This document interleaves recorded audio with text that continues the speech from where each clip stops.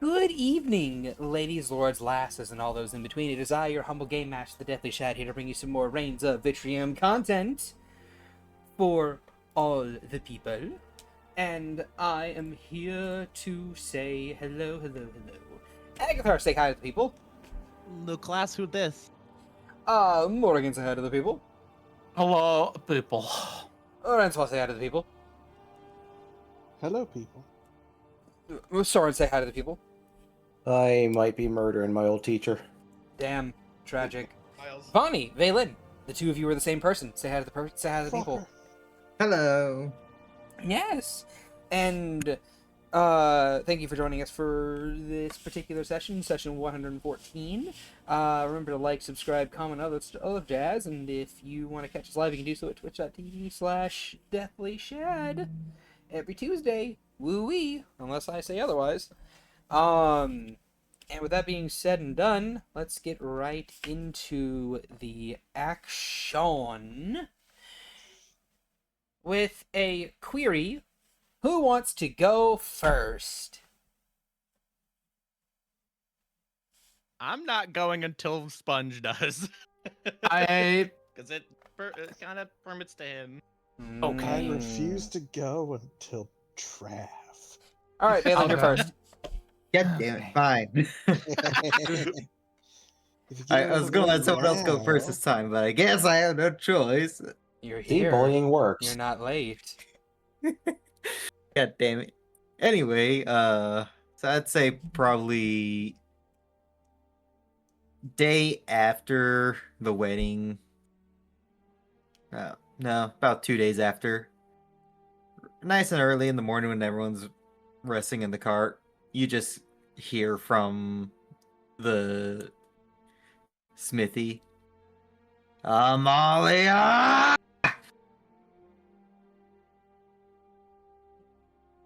What did I do this time? Where's the pouch? Huh? What pouch? She The slithers good into berry frame. pouch. Oh, what do you mean by the good berry pouch? I don't have a good berry pouch. Monty will grab a rubber mallet from somewhere. That's it. I'm getting me mallet. Well, Get hey, me, man. don't use that on me. Vonnie sways and cue the red lens flare eye tracking. I ain't even thinking, I swear. Every time I try and get food or something, people hurt me. I don't want to get hurt. I wait for my designated meal times. Who took it? I don't know. I'm just a simple slime, man. I just got allowed around places. I'm just chilling, man. Just a little slime, man. I don't even drop any good loot.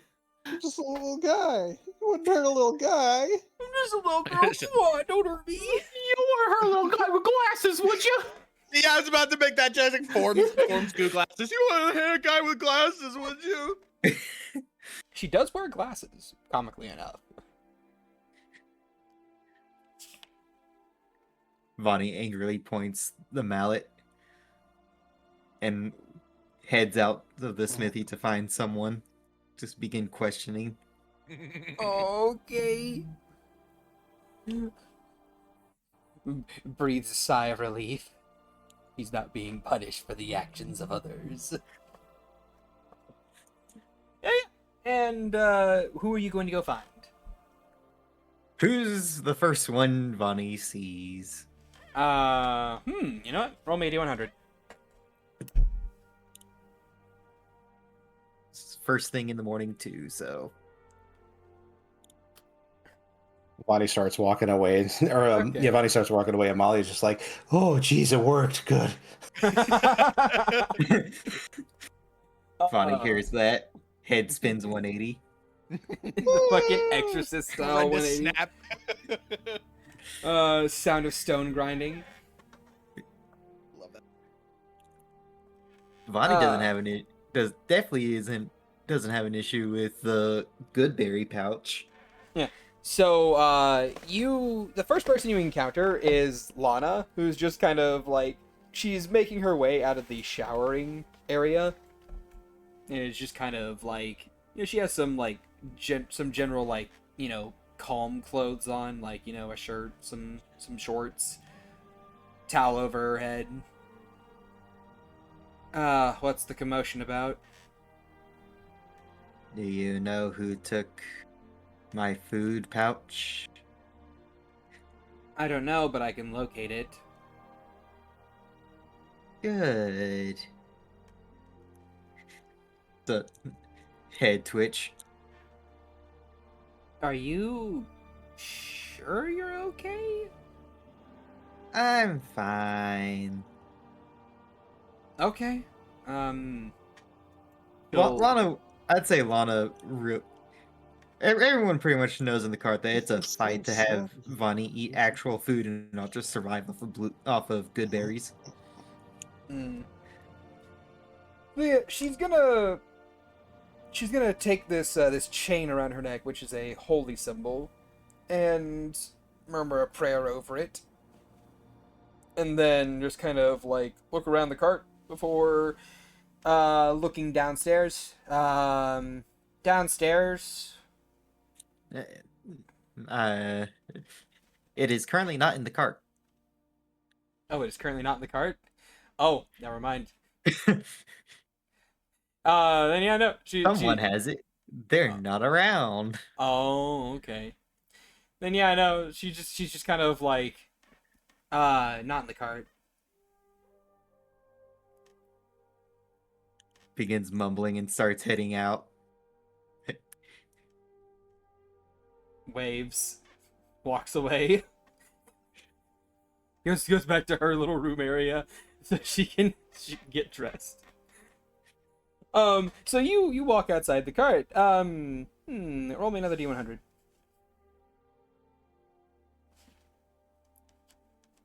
Hey, Renswalk, what are you doing at this point in time? You said this is first thing in the morning? Yeah, first thing Yep. in the morning. Probably morning meditation.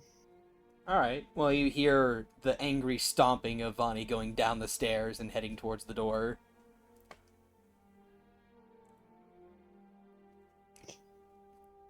Neatal is currently beside you, also meditating. I feel like an ear twitches. And she just kind of cracks open an eye.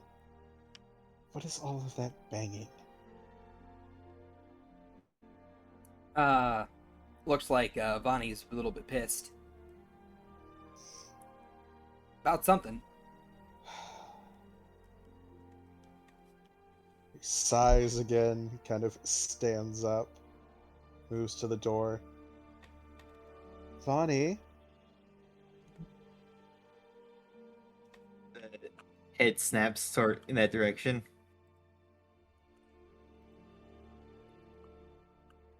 Yes. You okay? Someone took Goodberry pouch. Oh good, maybe you'll eat some real fucking food for once. It is food. It is not food. And I used to be a druid. It's self-sustaining, so it is food. Somewhere within the It cart. is sustenance. It is not food. There is a difference. An argument It's like an about food alcohol, is like an happening. alcoholic going, but alcohol's bread. Neatal kind of like saddles up behind you, Renswalk, and just nods her head like, she is right. You should eat more not good berry food. It does the job. And besides, I eat coffee beans and cocoa beans. It's not food either. It's just beans. Renswalk, back me up here. She just kind of pinches the bridge of her nose.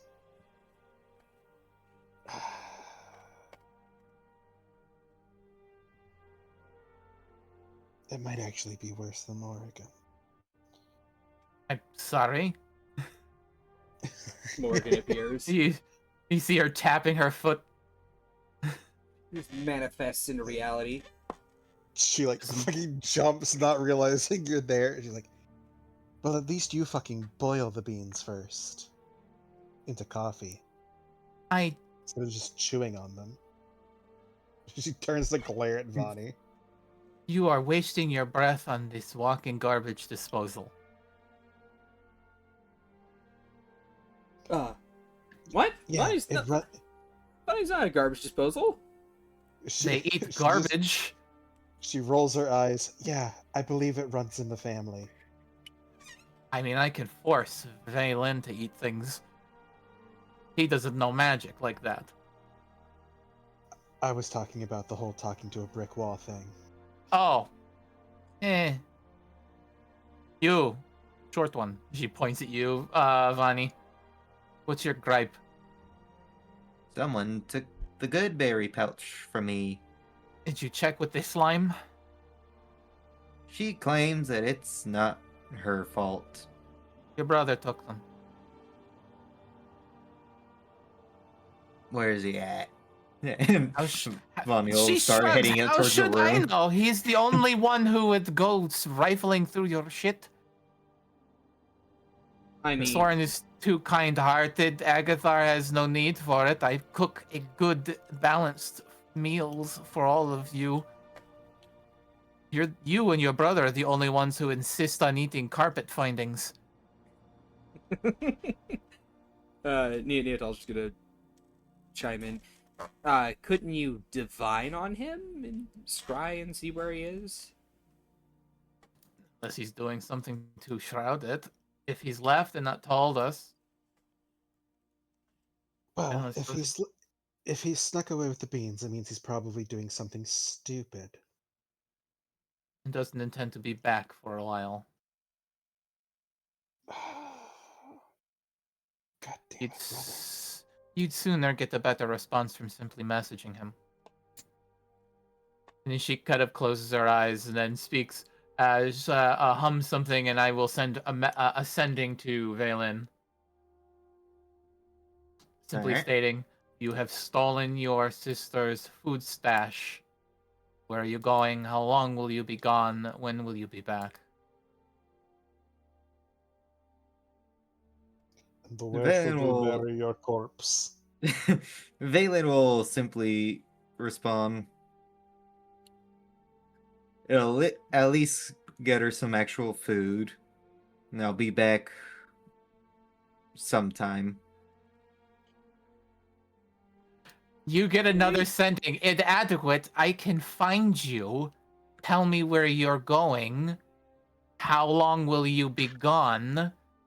Or I will make it today.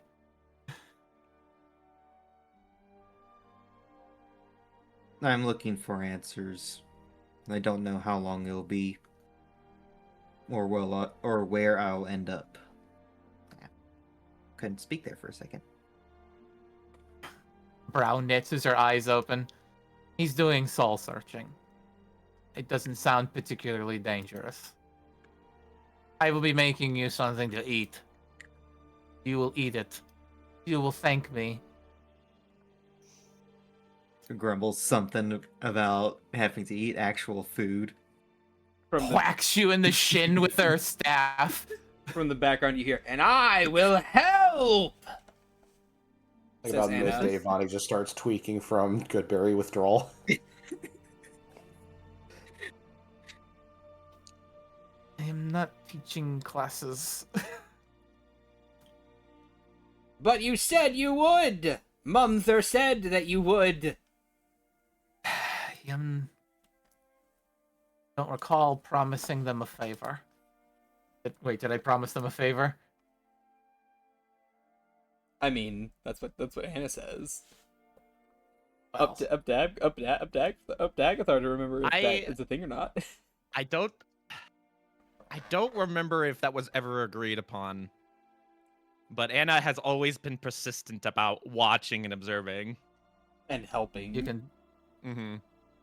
Yeah, like I said, I am not at the moment teaching cooking. You may watch or be present in the same room, but if you so much as touch a spoon, it will make you a spoon. You could never make me a spoon, I'm too big! But okay. I would be the biggest spoon. One spell later. One polymorph later. Father said he loves big spoons. He rather said he loves being the big spoon, but I don't know how he can, being 1'9". He's so small. He's the small spoon between two big spoons. So that seems to be the half of it. He is gone. He refuses to say for how long, but he is looking for answers. So it doesn't necessarily sound terribly much like he's running into danger. He's probably going to where your previous home was before you abandoned it. And where other places he was taken and tortured.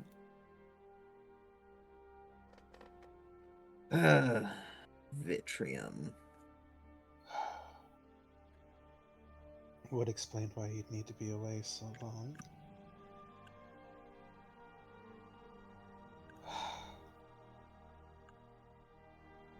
Well, maybe it'll do him some good. He was supposed to start working on him so he would maybe progress past being such a terrible shut-in. Prolonging my calendar in such a way. Oh well, she whacks Vani in the shin again. Maybe we can do something about your yellow eyes with a decent meal. Well, it ain't yellow. Yes, no, the jaundice is apparent. Oh boy.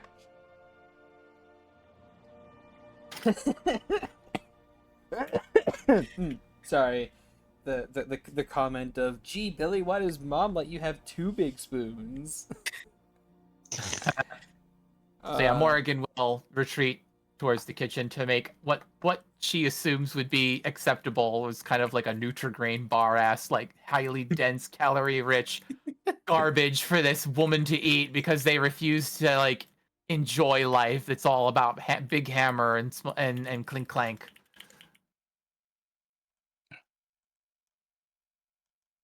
And that's pretty much all I had planned for today. All right. Ah, yes. There will be more later, don't worry about it. So, Soren, Of course. it's been a couple Yes. days. You get your your message from Theon that the device is ready. Neat. He will go and meet with her to get it. All right then.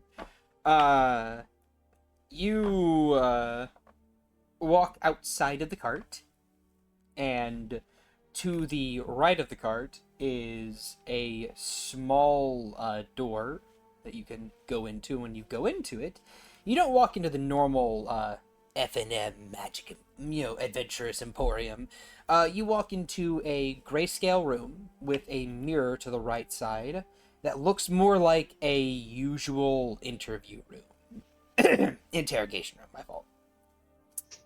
And in front of you is a black box with a few buttons and dials on it, a microphone, and a few cords that feed into the nearby walls. And in front of it is a small letter that says, push the big red button to activate. The tuning frequency should be to the area near where your master was supposedly located. I will be in a different room elsewhere, not commentating, just listening and observing the data. You will have approximately 1 minute before they are able to trace the signal and shut it down.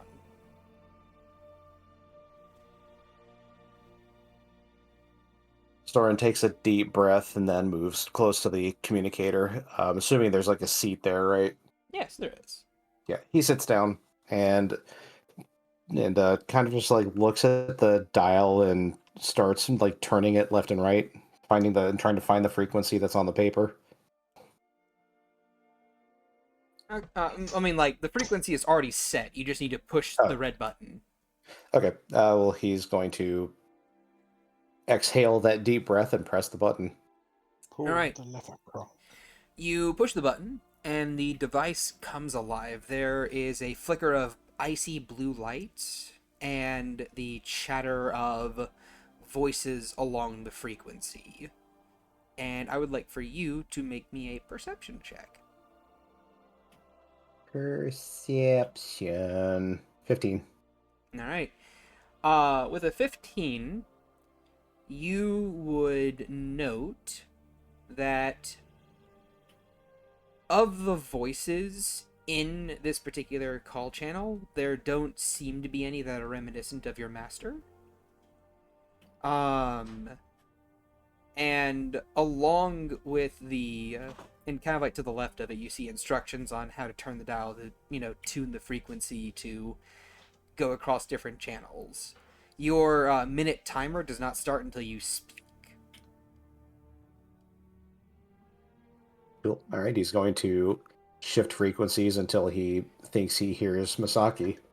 All right, roll for me another perception check. Hey, you can roll higher than a 7 for Okay. perceptions. Come on, roll 20. So, I'm gonna need a D100 now. Roll me a D100.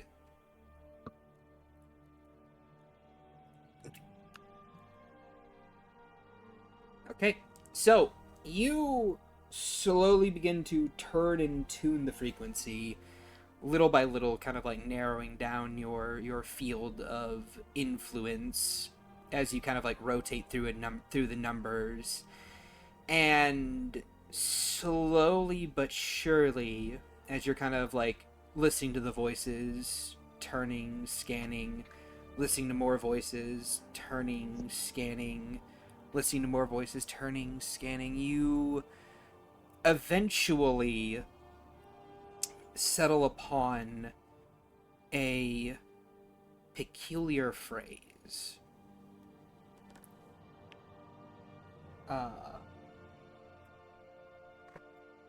Fuck! My tin can is gone. Hold on. That's the No, phrase. that's the phrase. Be right back, be right back. So that's how they get the voice modulation. So, Valen left the day after the wedding. Go figure. That's so Valen. I know, right? At least it sounds like he's trying to unfuck himself. A little. Flashback to Valen just killing everything in sight. Why are there so many spiders? That's what the bitch really needs is therapy, but Fuck therapy.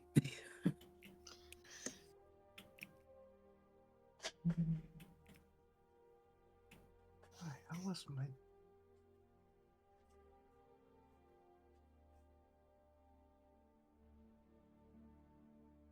It's like therapy should be. A therapist is like the second highest paying job after adventurer. Uh-huh. They make so much money at the college.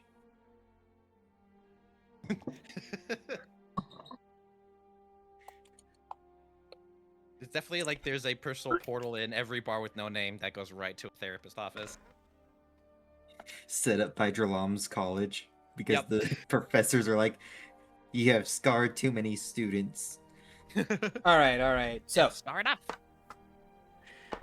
Then they shouldn't have been pussies. all right. So, I'm back. You hear the master has been deployed.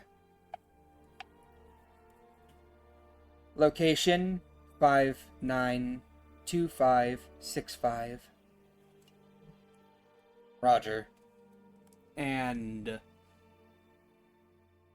well, I mean, that's your peculiar call phrase.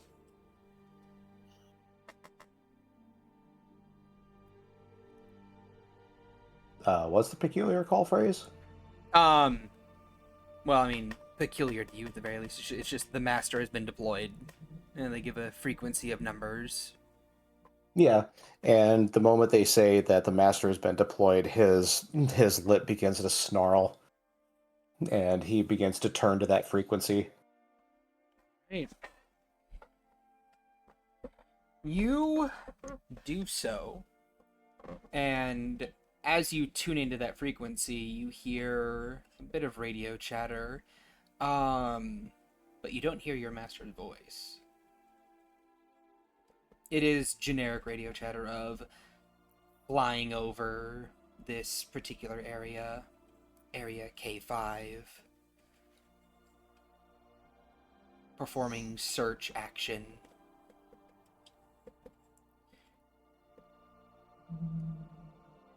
If he doesn't, Attempting to locate escapees. he's going to keep listening until he hears a voice. All right. He's going to give it about a good 30 seconds on that frequency to see if he can pick up Masaki's voice. Okay. Roll me a d100.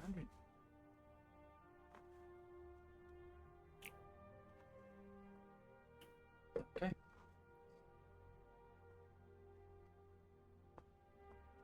So you only wait 30 seconds, or do you wait longer? He probably waits 30 seconds and then kind of has the feeling of, well, maybe if I wait a little longer, maybe I'll give it like 10 more seconds. Okay. You wait for a little while, and then you hear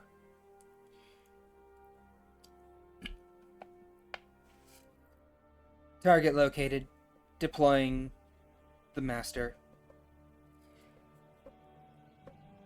And then you hear your mentor's voice.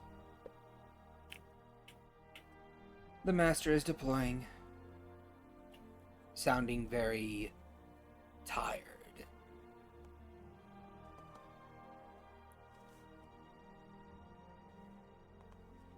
And that's all you get from the radio chatter for the moment. He's gonna give it a second.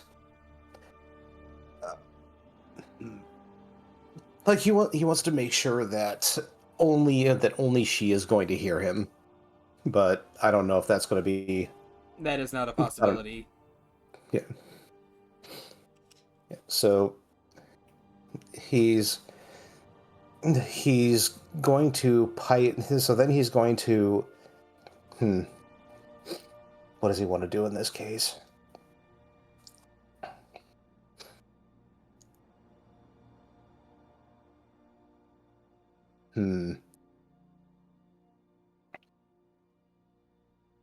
So once she says master deploying, he says, "Where are you deploying, Sensei?"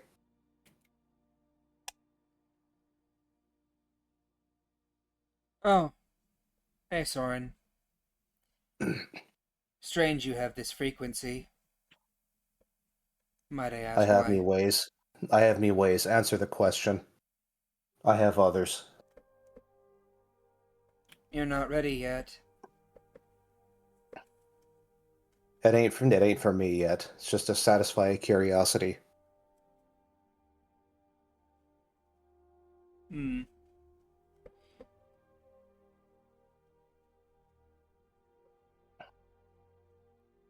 To satisfy a curiosity. Because I want to believe that me master, who was the honorable Misaki Kurama, ain't deploying to murder innocents. Deploying to recapture a prisoner.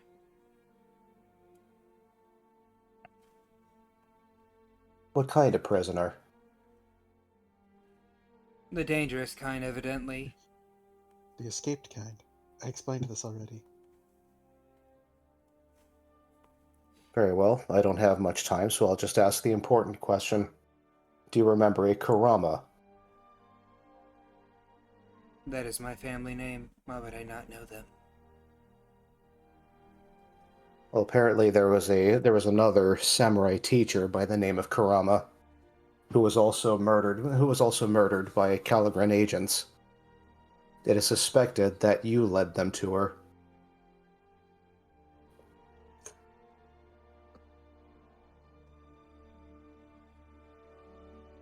There is a pause.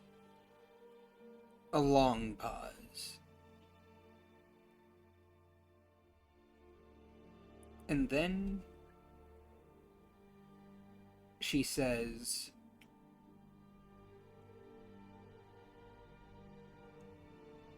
"Don't believe everything you hear." And then your signal is cut. Insight. Sure.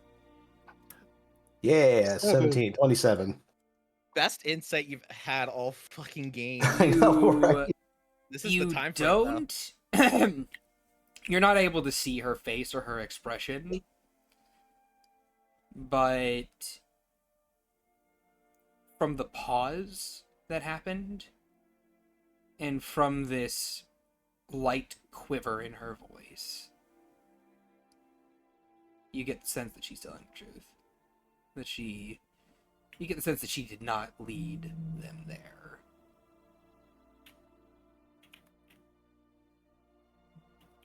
ch-ldr-n takes a deep breath and exhales, and then turns the communicator off.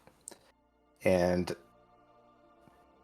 he then says, "I want to believe you.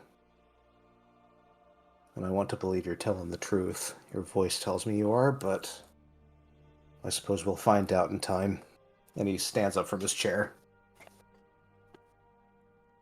The mirror splits in half and opens up to reveal a room on the other end, with Phaon in the middle of a listening station, turning around in this little spinny chair to go, "Hey! Good work, good effort. I got a lot of good data from there. We could He just hands the box to do her and this starts to walk out. Oh, okay. Thank you, Phaon. I was gonna give you the good news that we can maybe do this again. He stops on his way to the door, and he takes another breath, and he says, I might take you up on that, but thank you for the opportunity." Hey, no problem. And, do you want... okay, so, full disclosure, I recorded this conversation. Do you want me to do a bit of, audio management to do a bit of, like, lie-telling frequency and stuff?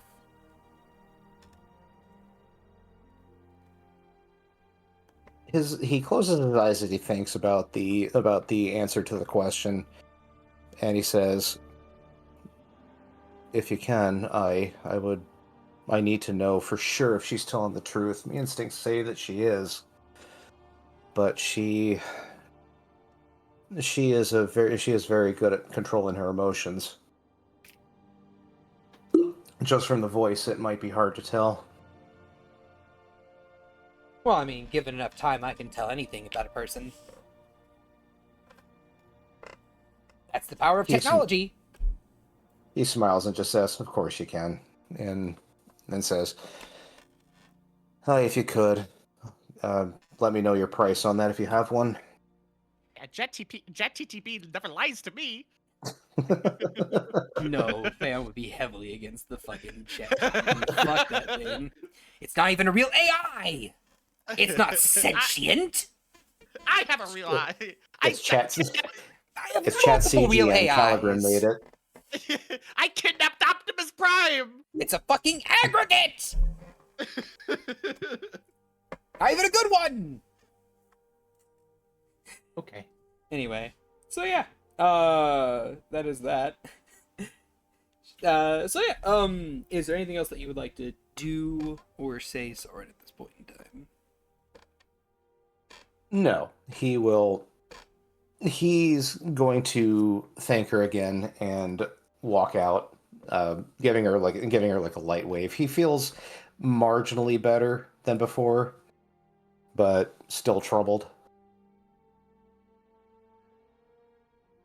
But he's also realizing he should probably not keep his hopes up.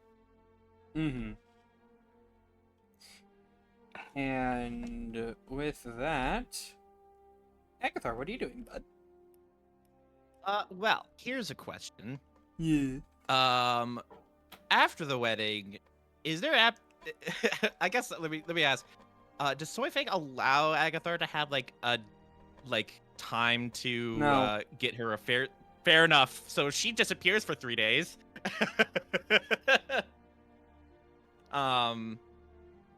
And after her honeymoon,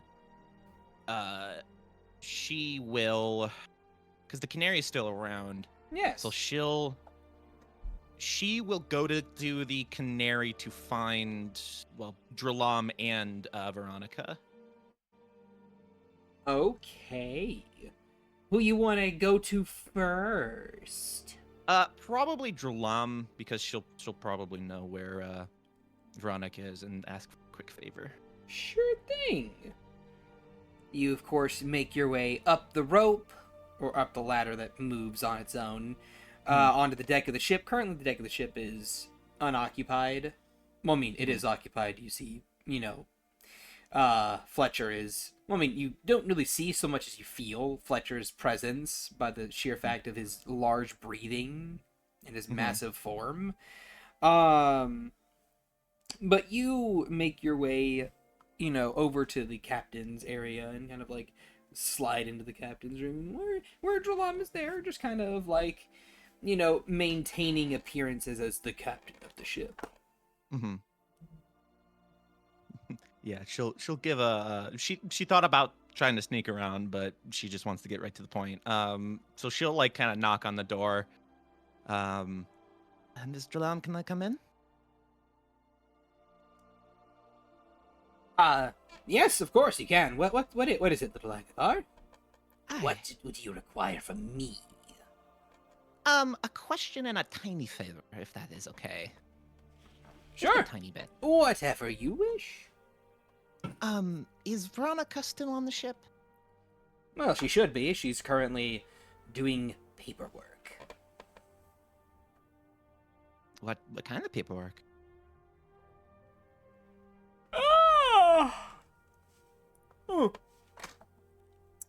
The logistical kind, the kind that one normally does to maintain the country's infrastructure. Oh, fun. Yes, very fun. I don't have to do it myself. Well, I hope she's getting college credit. Oh, of course she is. Good. Okay, perfect. I'll go find her, but the second favor, could I get she pokes her fingers a little bit. Would I be able to get that temporary protection spell on me? The same one you put on Soifeng? Hmm? Just once. Oh. Sure. You see her pull out a quill, and she holds out a hand to you. Your arm, please.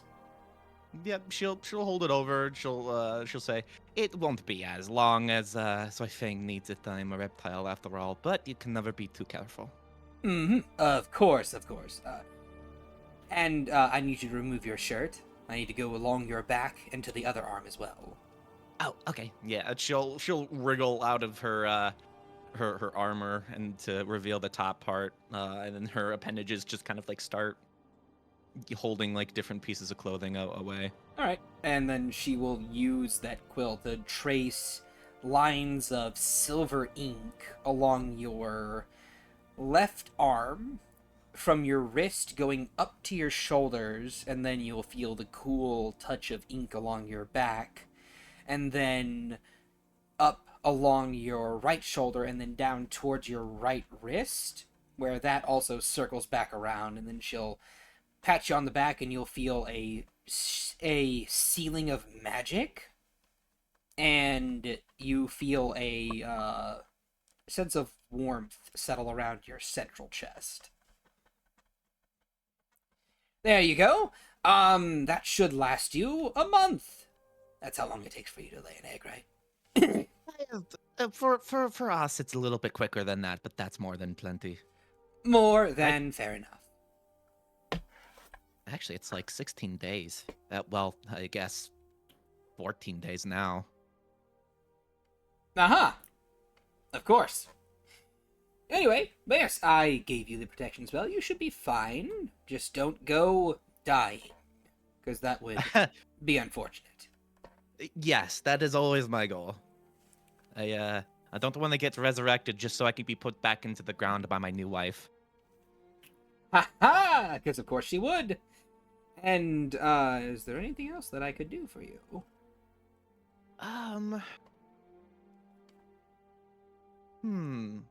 You know, nothing that really is coming to mind currently. You know, I heard from Mel you recently had a class change, which means that you don't have as many defensive options as before. I could, in theory, assist you with such things if you were to take a bit of tenure and tutelage from me. Oh? She tilts her head. Yes, but of course, do keep in mind if you got special training from me, you would be unable to get special training from any other Archmage except for Mel, obviously. Well, I still have lots of defensive capabilities. I actually kind of still have the same ones I was using before, and this modified robe, and she'll like kind of sway side to side, still having the still wearing the robe of the Archmagi. I'm yes. still pretty defensive, so Those are very I'll be lovely okay. robes. Thank you. Plus, I got the Veronica. Well, not Necromancer Veronica, my weapon Veronica. You know, and then I have shield spell still, so I'll be hard to hit still. Of course. Plus, now I can take hits better. I would assume so. Regardless, I felt I'd make the offer at least. Francois was resistant to me offering, but it happens all the same. I guess that makes sense. You should send the rest of your companions up here so I can make them the same offer, or you could just simply talk to them. I may pass that along to Soren. He does get beat up a lot, but he's the linchpin of the Transportation, yes, I heard. musician. Yes, that was weird because he wasn't the linchpin, but now he is. Yes, the transmutationist can do that. That she's pretty swell. She just smiles. You don't have to lie, dearie. I was just being polite. You can call her a bitch. I know. We all do. I sure do. Only in your presence. I watched her make a man out of wood and then do the reverse. So I'm her linchpin and I call her a bitch. Oh! Yes, she can do that, creation of life and whatnot. She kind of plays with it more like a tool, like a toy. Yes. Yes, very bad. Very bad for her to do that. Yeah. Eyes just shifting. Like, yeah, what kind of a monster would do that? That's awful. Yeah, playing with Hey, look over life. there. Playing with life, smiles Drlam, smiles the necromancer. Who would do such a thing? Well, I heard Bella's sentient. Do you need me to remove the giant bomb I put on her? Oh shit. You know, I would ask her. I wouldn't be against that idea, or maybe give her the detonation trigger. That's something that you'd probably want to talk with her about, but I would be okay with, the nuclear bomb that is her would be either removed or strapped down more. It's cute. You think it's a regular nuke? I know it's not. You see, I might have been senile at the time, but what I put on that woman, I shudder to think about. Now I hope I'm they can be worried there to about see it. it. It has Maybe- only gotten maybe- stronger. It has. Yes. You see, as Belle strengthens, and her bones, quotation marks, strengthen as well, the magic within them and that they are taking from also strengthens. Agatha swallows hard. Oh god, it has multiplication Maybe, factor. maybe we should remove it before something happens. I would still talk to her about it, but I'm in favor of you removing it from her bones. But that's up to her, I think. Of course, you'll have to give me something to put it on.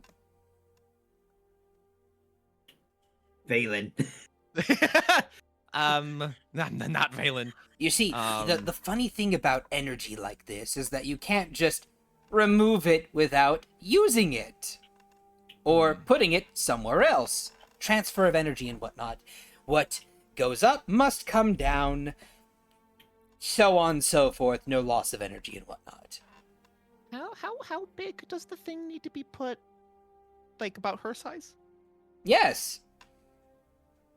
Hmm. Do you want me The to put it on cart. Anna because she's not sentient?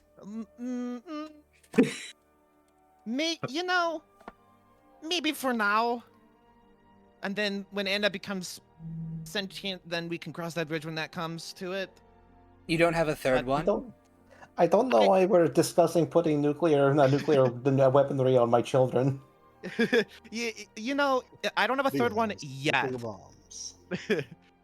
That's actually kind of why I want to get Veronica. I have a big project in mind, so maybe. Well, actually, that will be linked to me. And that one definitely won't become sentient. It'll be like semi-sentient. But I mean, she never raised her hand. say never when it comes to undead built by a linchpin. Especially Yeah, your especially- specific peculiarities. Yes. I mean, after all, Belle became sentient. Anna's probably well on her way there. I would assume any undead you spend a particular amount of time and investment on and time with will eventually cross that bridge. Yes, I would assume so. Hopefully they Okay, all well- don't fall in love with Lorelei.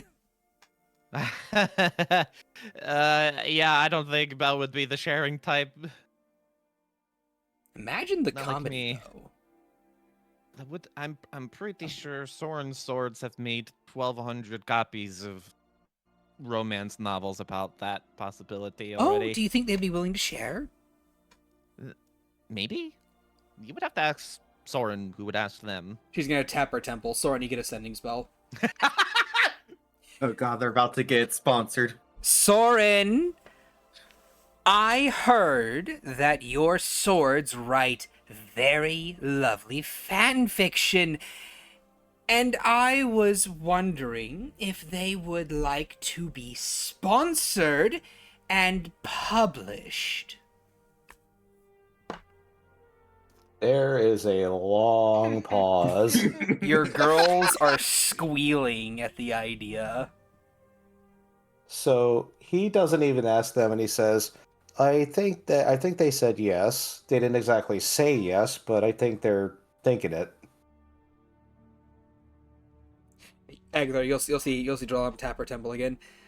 Amazing! Awesome, wonderful. Please come by the ship at your earliest convenience, and we shall get to talking and discussing the publication rights and whatnot. And thus, Soren gained a side gig. That's how that's cash flow, baby. So Soren nods and just says, "Well, I think the first thing we need to get around is getting those stories out of the swords to get published." She tapped her temple again. Oh, don't worry about that. I can easily cover that Probably, very likely, more than likely, probably, yes, indeed, yes, very much so, yes. In time. Had to use up all 25 words. Agatha in her mind is just like, man, it's really good to know these connections. It's not so much she had to use up all the words, she was just flip-flopping She in just her chose head. to.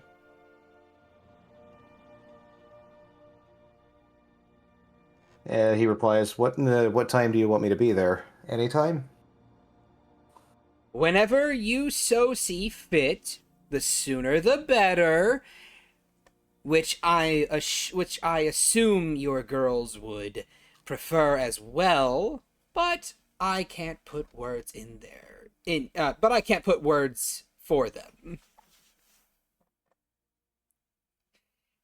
Alright, I'll be there as soon as I can. They're still squealing. It is very hard to concentrate with their squealing. Roll for tinnitus.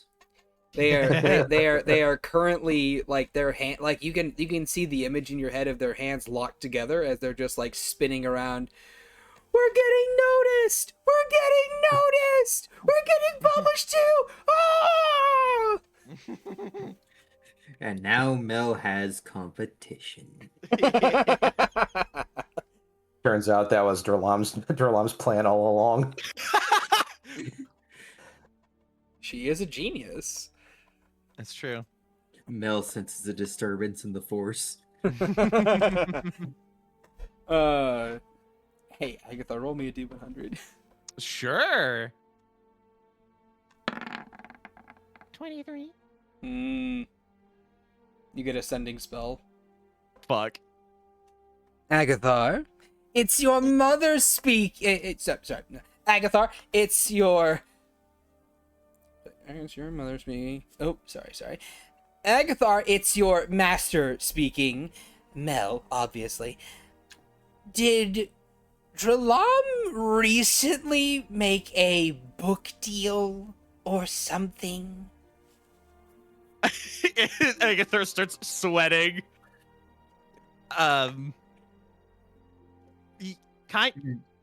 Yes? Why? Is that the bad thing? And how did you know? Because I sensed a disturbance in the written world. Unlike anything I felt before. A disturbance in the prose. And thus, I figured you were very likely connected, my dear. Yeah, that sounds about right.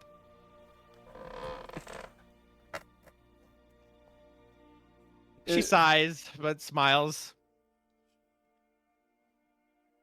Well, it seems like you guys are going to be quite successful. Ch-ldr-n's like, yes, of course we will be. Finally do something about the written word market. I will leave you to that. Thank you again, ch-ldr-n. Yes. Leave me to it. She starts like tapping her fingers together, just like gleefully, just like yes. The minute leave exited her mouth, Agatha was just already disappeared. She was already gone. And she'll go find Veronica. Yep. Okay. You run through the ship. You go down to the below decks. You can see the ship itself is very well built. It's very well maintained, but you can still see like the cracks of wear and tear and damage that it was subjected to before they were patched up and fixed. Boards of different colors, traces of golden energy that just kind of like are holding a couple different planks of wood together that pulse very lightly. The ship itself kind of hums with this magic to it. Very strong magic that's like, obviously it's so strong that you're able to sense it without even magic up. And the deeper you go into the ship, the more this sensation of ants walking along the back of your spine and along your body just kind of like manifests to a degree. This prickling sense of heavy magic in the air. And you eventually find a room that you open up, and you see Veronica, big black tabaxi woman with a skull motif on her face, and little cute white fluffy paw mittens, white paw mittens, currently writing and doing a large stack of paperwork, just slowly pouring through it. You see that she has 2 piles on her right side and about 5 more on the left. Oh God. Okay. Walking in, she says, "I know, Dralam, I'm working on the stuff. I'm going as fast as I can." Aggie, yeah, when Agatha kind of like opens the door carefully, she was kind of just gonna tiptoe in, but now she's gonna like start being sneaky. And so like she says that, and then like one of the pieces of the completed paperwork kind of floats off the top, and almost like it like flying with a mind of its own, that kind of like waves and wiggles like right in front of one of her whiskers, and then it like floats away from the desk, and emerging from the shadow where the paper is being floated to, Agathar steps out, and she just plucks the piece of paper from the air and looks at it and just kind of gives her a smile. Sounds like you're having fun. Turns to see you, and she's like, "Oh, Agatha! Oh my gosh!" And she very delicately puts the quill and ink down so it doesn't spill. And then she slowly stands up, turns to face you, and then she rushes over. And if you allow, she's gonna pick you up and just kind of like pull you into a big hug and squeeze you very closely. Yeah, she'll get scooped. She'll kind of giggle and return the hug. "I missed you so much. What were you doing? Where have you been?" Well, I'm sorry, all those have been answered, sort of, to a degree. Also, I need. She very gently plucks the piece of paper from your hand and very delicately lays it onto the completed pile back where it was, and makes sure that it is fully aligned with the rest of the papers.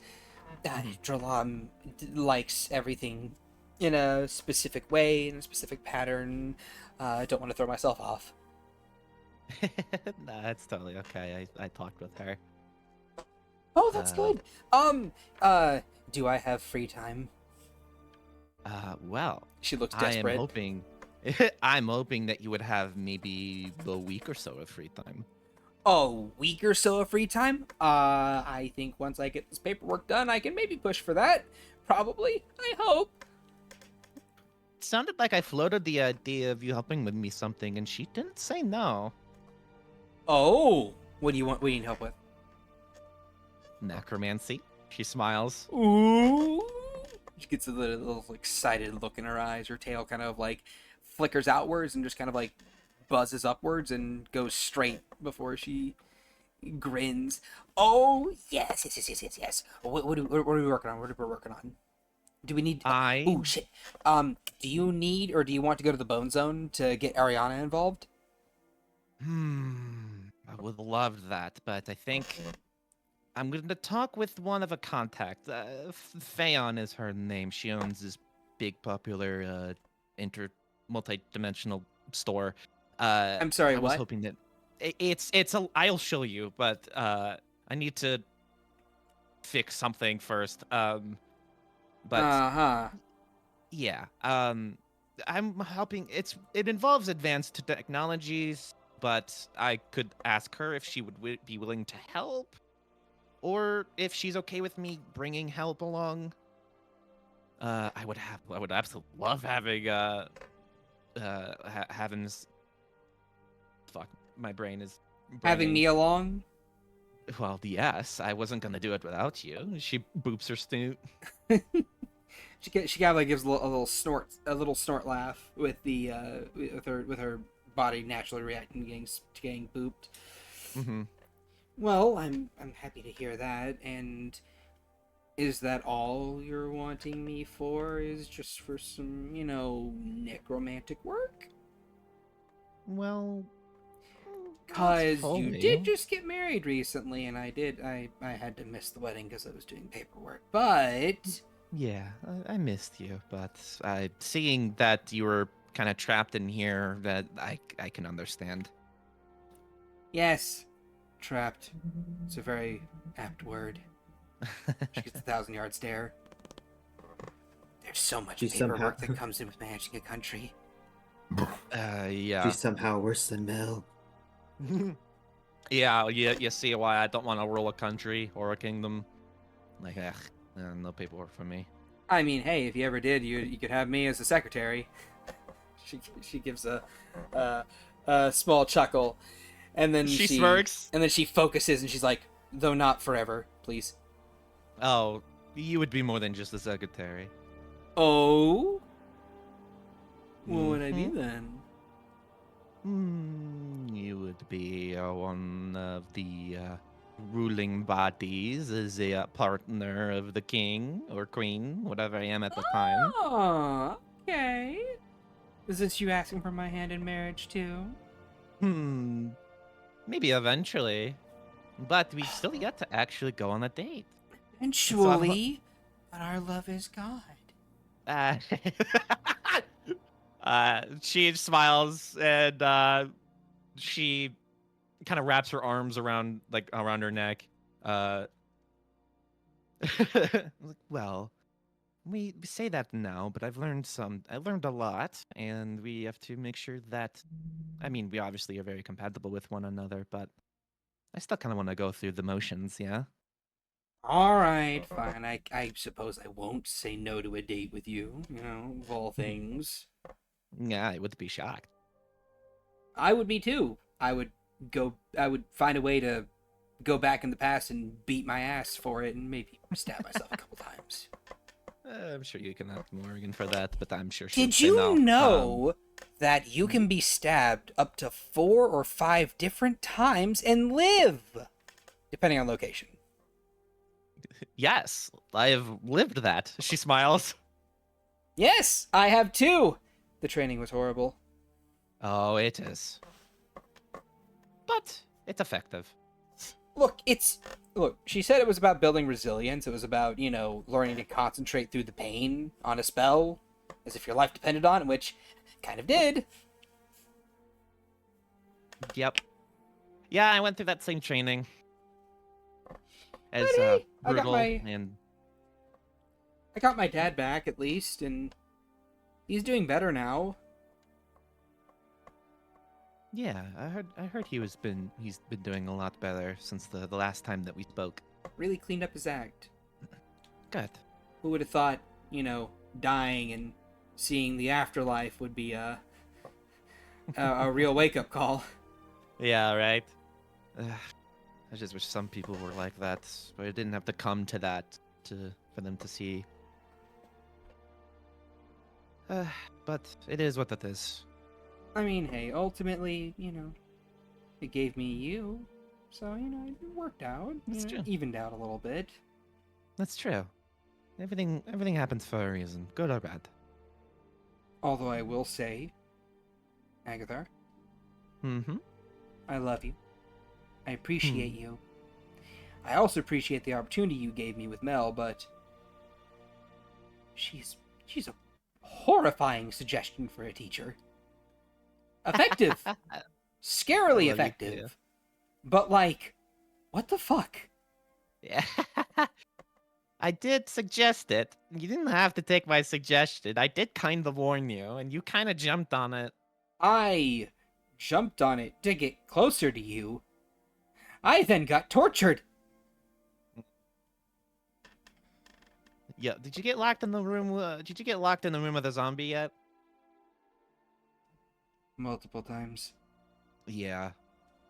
So that's a fun one. She said I was cheating by using my natural climbing claws, so she put mittens on me. Oh. Ugh, that's rough. Yeah. But It sharpened my claws because I tore through those gloves. Oh, wait, that counted for her? I guess. Huh. I was told that I had to use my magic to overwhelm the zombie and make it under my control. Well, no, yeah, I had to do that too. But that was the first time. The second time, she used a bit more stronger material. Oh, are you talking about the zombie beholder? Yes, Ooh. Those things are terrifying. Like, they are. she understands that they have a disintegration beam, right? Oh yeah, she knows. I think that's why she puts it in there. Oh. It's kind of like it's as not to make the comparison, but the Drillom and Mel are very similar in ways, where she created a death puzzle tower, where if the threat of dying is quite the motivator. Uh-huh. Of course. But it's quite effective, to say the least. Yeah, it's actually very fortunate for me. The zombie beholders that she got must have been defective. The disintegration beam eye was damaged and couldn't fire. Does sound lucky. Yeah, very. No. She uses brings one of her appendages up and kind of forming out of the middle part where the needles shoot out, sort of like it comes a sort of like a chain necklace, like finely made out of bone. And I want to say the centerpiece of it, but the biggest charm on it is like a heart, and it will all pop out of the appendage, and she will hold it up to her.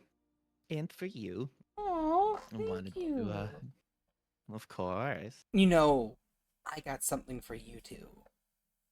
Oh, you did? Yes, I did. She reaches into her robes and she pulls out what looks to be a bone white locket and a pendant, or a bone white pendant with a necklace around it. And she holds it out to him. Aw. She'll take it and looks inside it. Inside are two, like as you open it up, the magical runes inside activate, and a projection of you in a very familiar school outfit and Veronica together, currently kind of enjoying each other's company, resting in the same bed, so to speak. Yeah. Oh, this is beautiful. Yeah, I pulled that one from memory. You can roll me a history check. Sure. History. Yeah. 5. Nah. A very beautiful memory. There's nothing wrong with this image. I was about to say something. Yeah, maybe that was the night that oh god, that wasn't the night where we found your dead dad, right? Yes, it was. Ugh. But I remember this being a very comforting time. Yeah. it Before, was. of course, you thought that I killed my dad. With the poison that showed up somewhere in my house, apparently. Yeah. I didn't fully believe that you did it. I don't think I would ever fully believe you would do something like that to your own dad. Yeah, which I thank you. It was actually very, very good that you didn't believe them at the time. Yeah. No.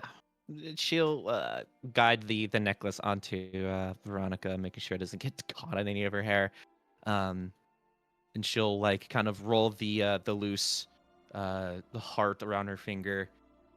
Now, I need to go to Feon's shop and then talk to her, see what she can do for me and right my wrong. And then once that is finished, and she'll like start pulling the heart towards her, and it's revealed that the necklace starts sliding up, so it kind of forms almost like a choker with a leash.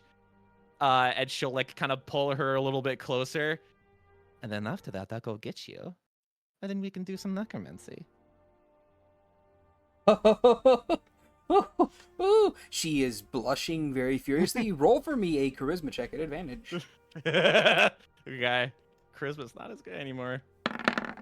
13. All right, still enough.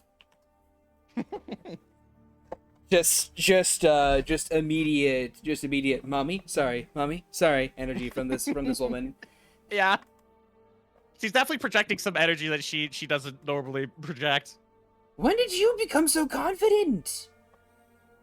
The fact that I'm married to a super assassin and dating one of the greatest swordsmen in the world. I think that probably has something to do with it. Oh, then what does that make me? She rolls her head around and smiles. The prettiest kitty amongst us. She frowns, And then shrugs. my favorite necromancer. Oh! Don't tell Mel. She'll probably kill me. I don't care. In her head, she's like, she probably already knows. Yeah. But you know, she'll give you a hug, and then she'll say, I have to go back to work now. But thanks for visiting, and we'll have that date next week, I think. Yeah, well, yeah. We could probably wrap it into breaks with working on the thing. I haven't told the others yet, but I am pregnant. Oh! Damn. Yes. You're, I work You're- a little is- fast. whose is it? It's Soifang's and Vitrium. Oh. Well, I mean, I already know Vitrium. I'm from there. Obviously, you still have to ask. But, I mean, Yeah. congratulations! Thank you. I hope you're taking the requisite amount of time to, not be hurt. Yes, I Adventuring. got the protection. Yeah, I think we're gonna be hanging around here for quite a while, and I did get a protection thing from Dralam, so I'm not super worried. However, Okay. once this project is finished, I'm gonna be a homebody. Okay. Understood. But, thank you, and I'll, leave you to it, and she'll she'll set you down, but then her hands just don't, they don't detach. You have to physically just kind of, pull the hands off, and she's like, oh, yeah, silly me, I'm still holding you.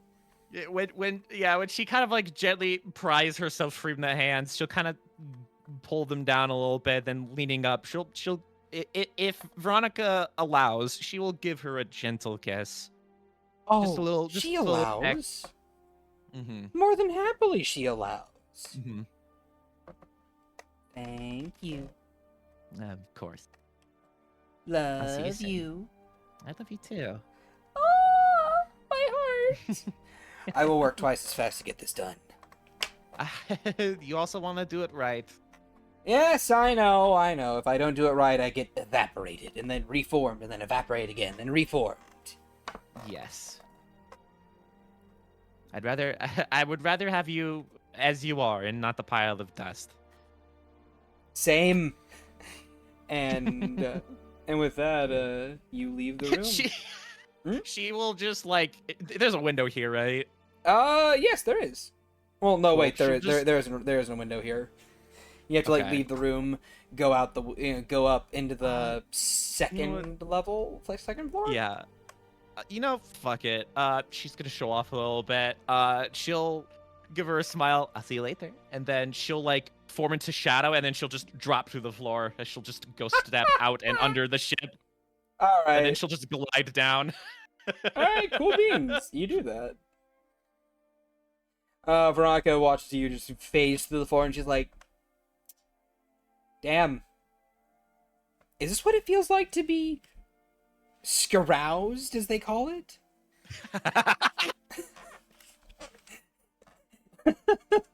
Yeah. So next stop is Phaon, but we can move on. Yeah, I was actually going to cut over to Morrigan and Rensois. I believe the two of you had a thing that you wanted to do.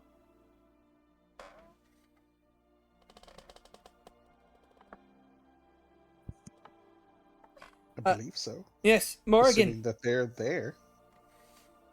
Oh no. Are they muted? I'm gonna at them.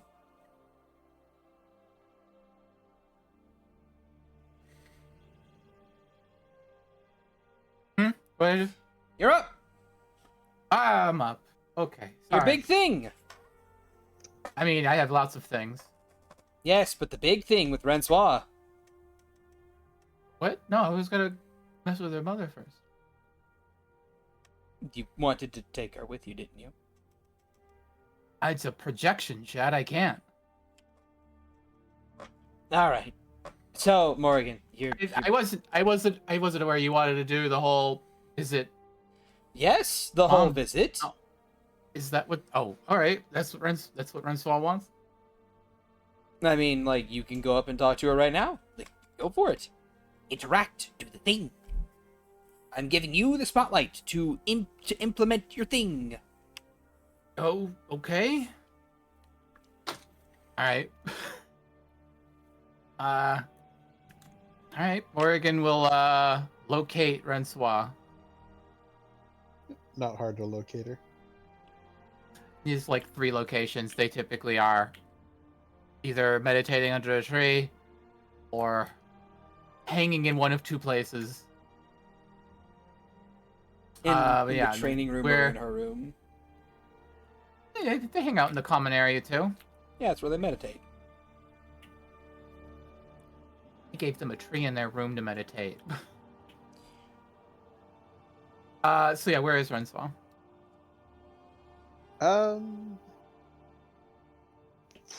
Probably lounging in the living room, reading. All right. She makes her way down the steps, spots you, looks around. Is she alone? Give me a high or low, bud. Oh, we know it's high, I guess. High, you say? No, she is not. No, wait. She is alone.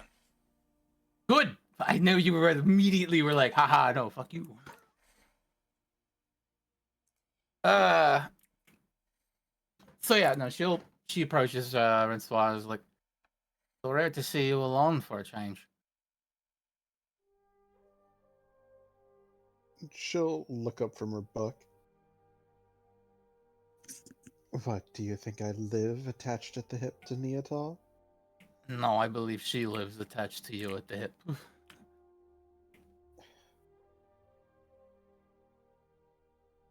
Contrary to your popular opinion, she does in fact have a life outside of me.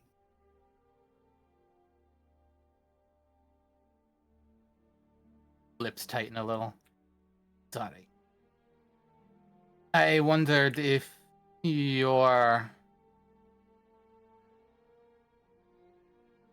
how you felt about visiting your mother. I have things prepared. I say the moment you mention her mom, she kind of shuffles nervously on the couch.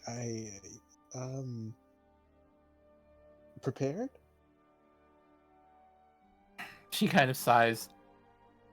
Are you mentally ready to see her?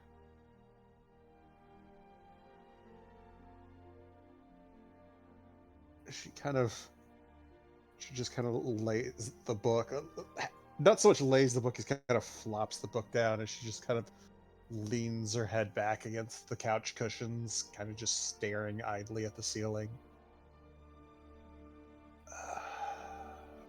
Ready? No, but also about as ready as I can be. I am not making you go. If you No, aren't ready, I- you don't have to. I want to go. I just. Dude, like, what am I supposed to do? What am I supposed to say? I don't. Hello.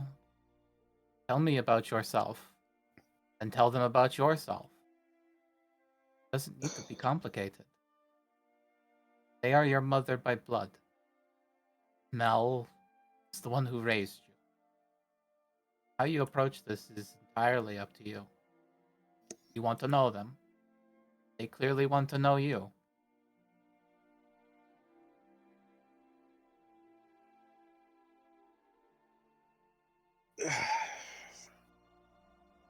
She kind of rubs at her eyes.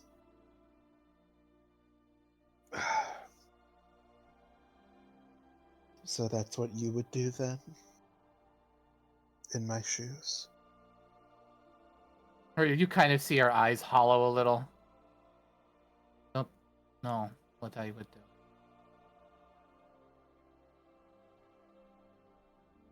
I would not put that on you.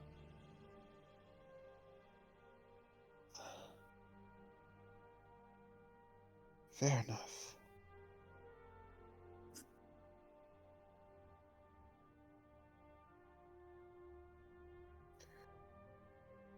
So, how are we doing this? We step into the teleportation circled room, and I take us there. It is a simple thing. Snap of the fingers, and we are in Herb Kitchen.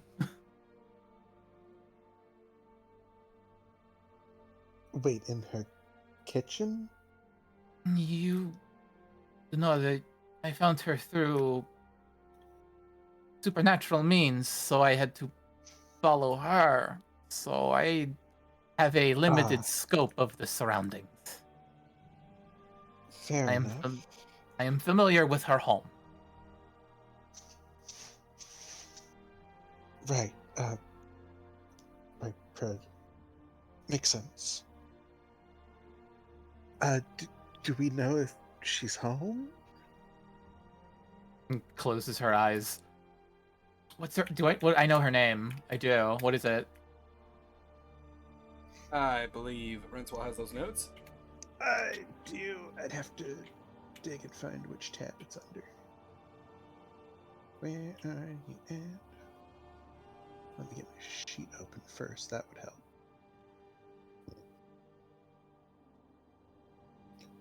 Mama, where art thou in my sea of notes? Selena. All right. She shuts her eyes, mentally sending. Selena, if you are home, this is as much of warning as I can offer. We will be there momentarily. You are not home. We will wait for you in your kitchen. Alright. You hear, oh my, you're talking in my head again? Okay? I'm out shopping at the moment, but will be home soon? Can I talk? That's it. She opens her eyes. She knows we're coming. We will be ahead of her by a few minutes. We can get comfortable in her kitchen. You can wait for her there.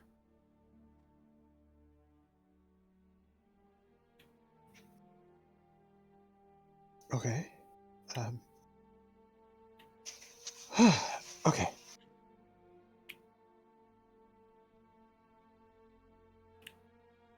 Are you ready?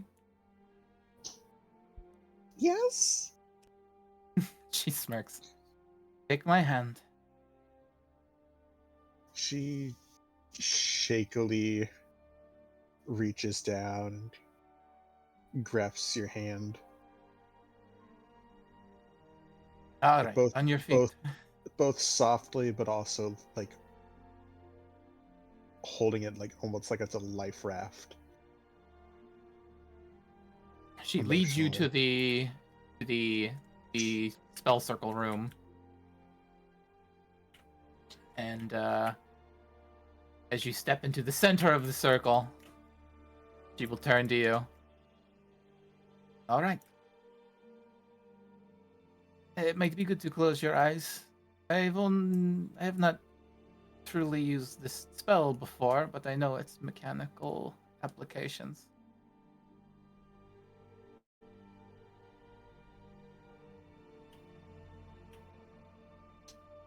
And she'll raise the staff, and with a clack, the two of you disapparate and should appear in Selena's kitchen.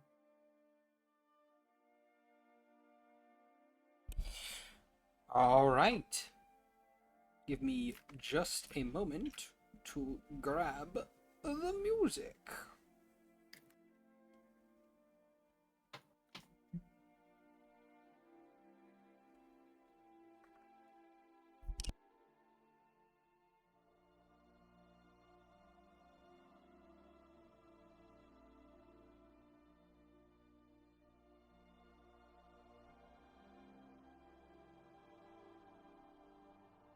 So, Agatha are expanding the harem. What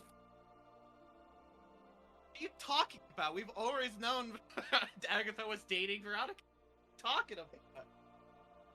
So, when's marriage number 2 gonna happen? No, next probably. Like, we can't keep getting away with it. Yeah, I don't know. I don't know when marriage number 2 is gonna happen. Sponge. Sponge, like when the When? sun blows up. So how many more babies did Soy Fang try to pump into you in those 3 days? Lord. You know, we still need a roll for that. It's a D100, Okay. right, Chad? Oh, The Lord. You're not a answer is rabbit. yes. So, the two of you step through this portal of ethereal green magic, and you arrive inside a very comfortable looking home.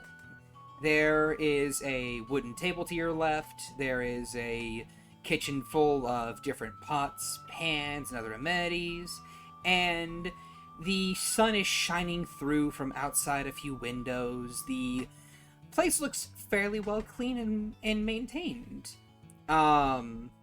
The various walls around you are not covered per se in personal memorabilia, aside from like a few cross stitches here and there. The place is actually fairly sparse. There's not a lot of framed pictures on the walls. There's not a lot of particular denotations of the person's personality who lives here. But It's not even a live, laugh, love. But, while you, Rensoir, are looking around, make me a perception check. Although, wait, no, what's your passive? My passive is 18. 18, alright then. Well, as you are looking around, you are able to... Or no, 19. 19, okay, even better.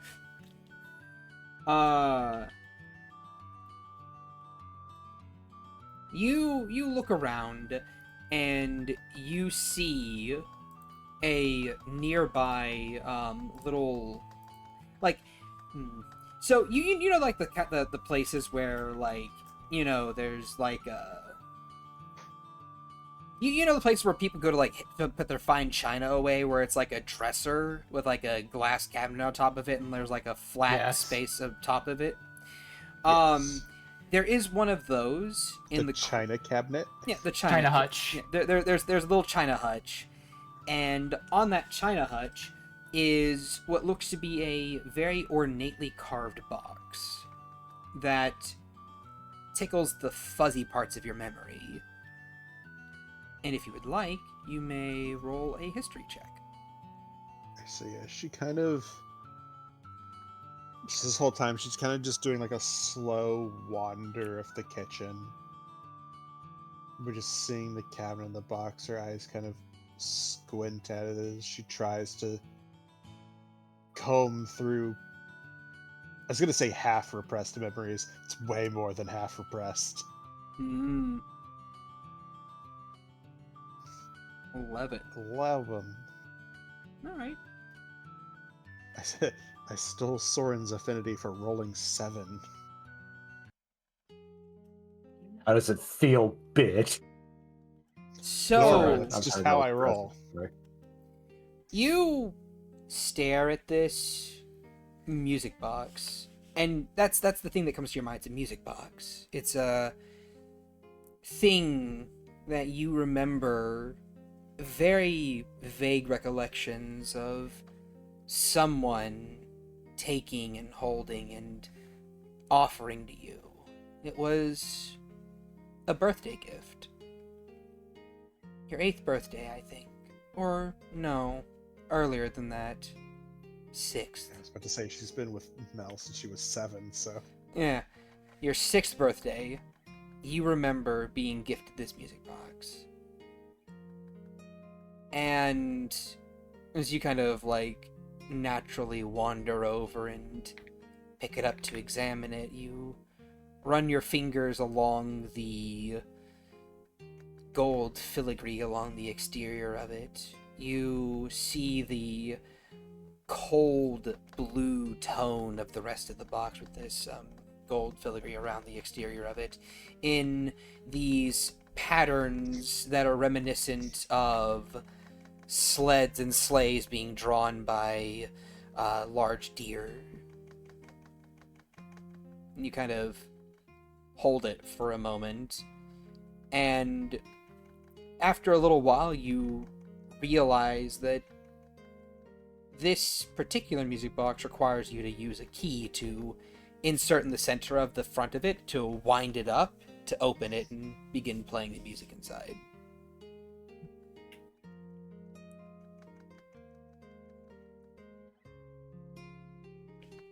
She just kind of. Well, I don't think she would have taken it out of the case. Oh no, it's not out of the case. Like, the case is above it, and this is just on the wooden flat below it. That's what I'm saying. I don't think she would have taken it out. Huh. Like, for all intents and purposes, this is still a stranger's home. It's not her place to touch shit. Okay. You say that, you look over your shoulder, you see Morrigan helping herself to the kitchen as she starts making something for everyone to eat.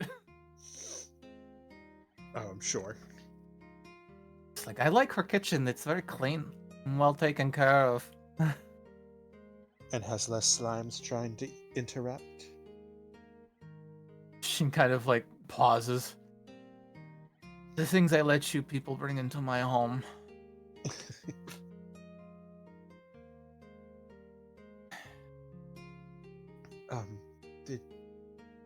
Did she say how long we'd be waiting? She said she was grocery shopping, but upon hearing me, I imagine she's probably either paid for what she had already had and is rushing home right now, or is frantically trying to figure out what to do next. As Morrigan starts, I don't know what's available, but I managed it and it's mostly carrot-based. No, there's actually a large variety of different vegetables and spices and accoutrements in this house. There's even a small bit of steak as well. Not a Eating lot. rabbit. Not a lot, but He's some. just looking at what's available and thinking like, how quickly can I make something? I believe probably just something sweet and hot to drink would do. He like finds a bit of chocolate and starts heating some water up on the kettle. All right. And Maybe find yourself a seat and relax. You may be a bit daunting to her at your current height. Oh, Well. right. Huh.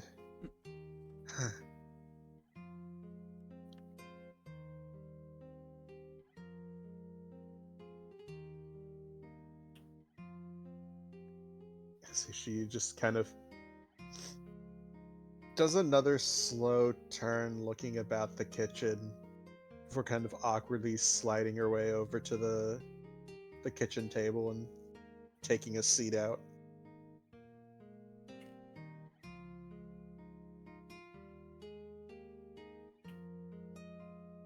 Alright. Or he finishes making 3 cups of hot, like hot chocolate with a. No, I don't know about how. She probably can make foam pretty quickly with a little bit of milk, froth it. Before Alright. she places it on the table, 3 on the table, one at the empty chair as she sits there. It wouldn't be terribly long. Yeah, Rensoir's just kind of sitting there, like, kind of just like idly thrumming fingers on the tabletop, like her eyes kind of eternally glancing from like the door down at her lap, around the kitchen, back at the door, back at a hanging clock, back down at her lap. Don't understand why you're so afraid at this moment. It's just that I don't know. It's a lot. It could I go really well. It could go really poorly. She sets the cup down. I do agree that it is a lot. I disagree that it could go poorly.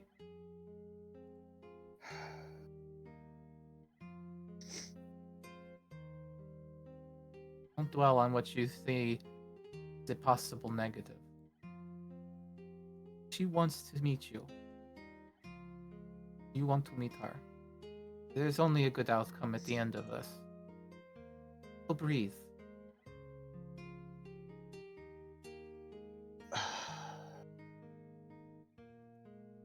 You know, Mother, well, Mel, always taught us to be prepared for the worst.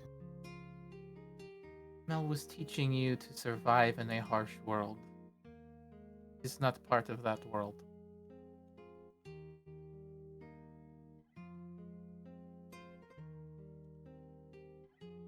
Maybe.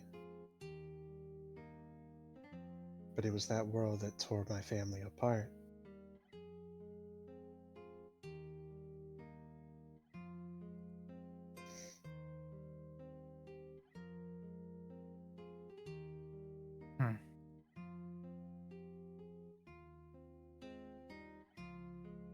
Well, it couldn't keep you apart forever. Not if I have anything to say of it.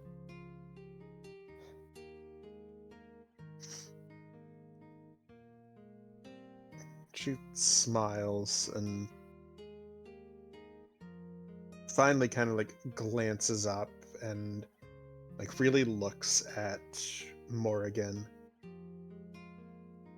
I don't think this would be happening without you. You'd find a way. You have powerful friends and people who care about you. All you needed to say was that you wanted to find her. Someone would get you here eventually.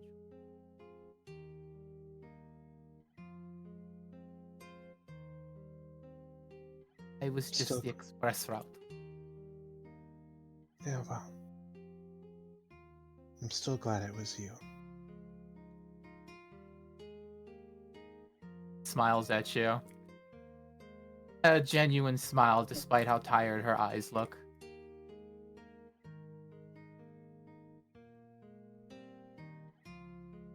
I will always be here for you. Thick and thin.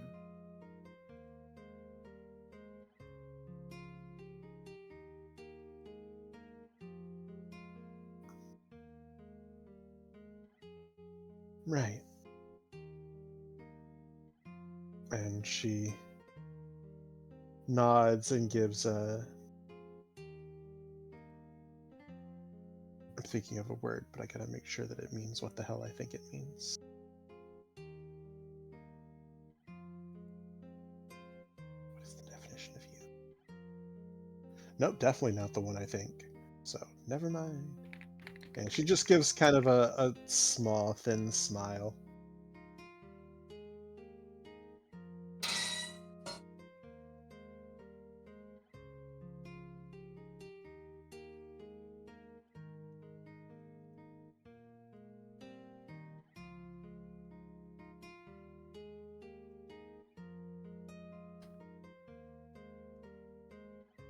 Well, you, let's see the two of you have anything else you'd like to do or say. I wait. No, I think she's just kind of goes back to the nervous glancing towards the door. All right. Is the worried it's going to just blow open at any second.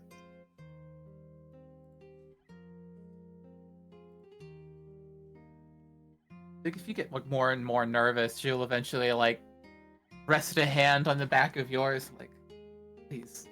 You're supposedly the one who knows how to meditate. You and Soren. Why am I the calm one here? Because I'm not meditating right now. Might not be a bad idea. Try.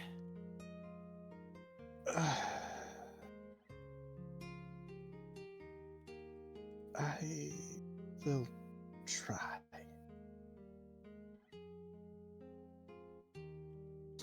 Heads up, I have to leave to go get Doris from work.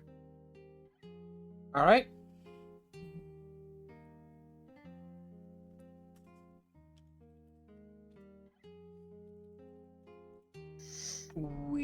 I will.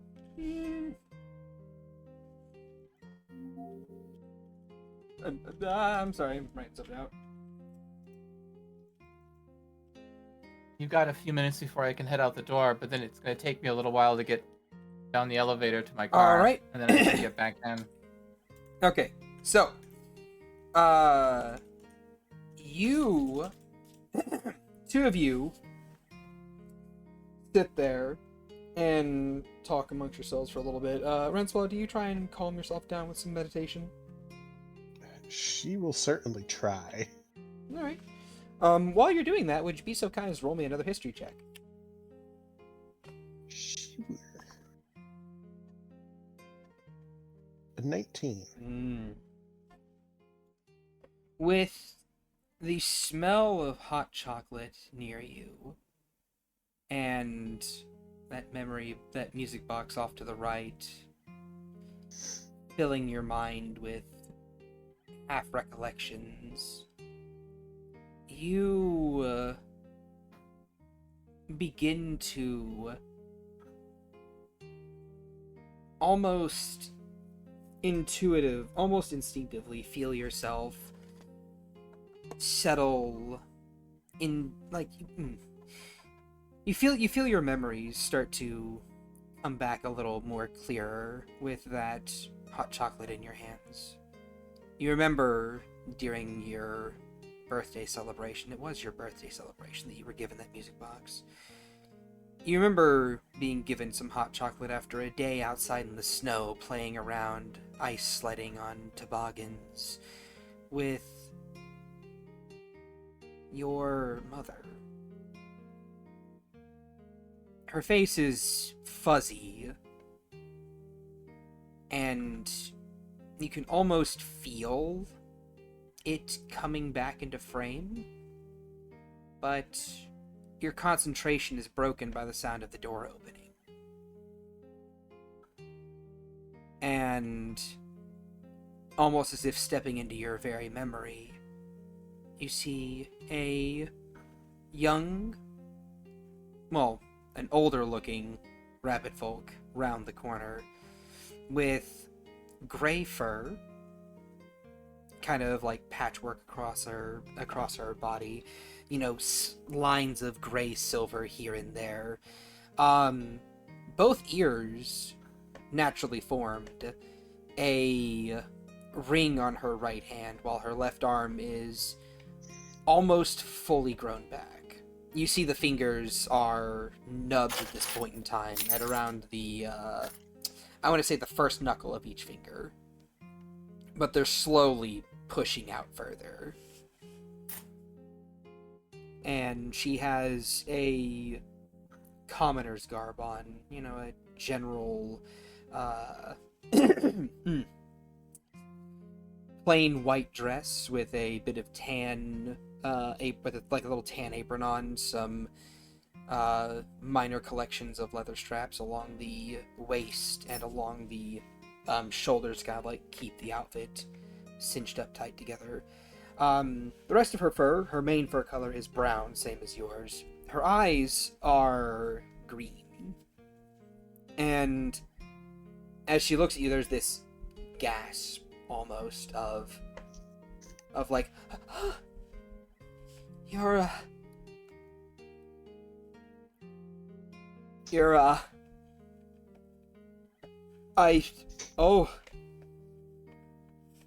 so big. I say, yeah, Rensois kind of also kind of freezes, just kind of motionless in the chair, just staring. Mori's looking between them, and she looks to the welcome home, Selena. Please have a seat. You get the sense that she doesn't notice you talking. She's focused. She can't. The one who's been talking in her brain. Yeah. She knows that, alright, but she has her daughter in front of her. She's focused. She's you can almost see the two of them are mirroring each other's reactions of just standing still, kind of freezing in place. I think this point Morrigan's oh good, that's where you get it, is it? And she kind of puts two fingers, her thumb and her index finger in her mouth and sharp whistle. I can't do that, but yeah, whistles a little bit to break this stare. I see. It definitely sends a jolt through Rensois, just kind of her ears twitching at the sharp sound. A motion that Selena also hi? mirrors. Oh yeah, hi. She Sit down, Selena. Yeah, she walks over and she pulls out the chair and takes a seat across from you, Rensois. If you don't mind, She very slowly settles into place.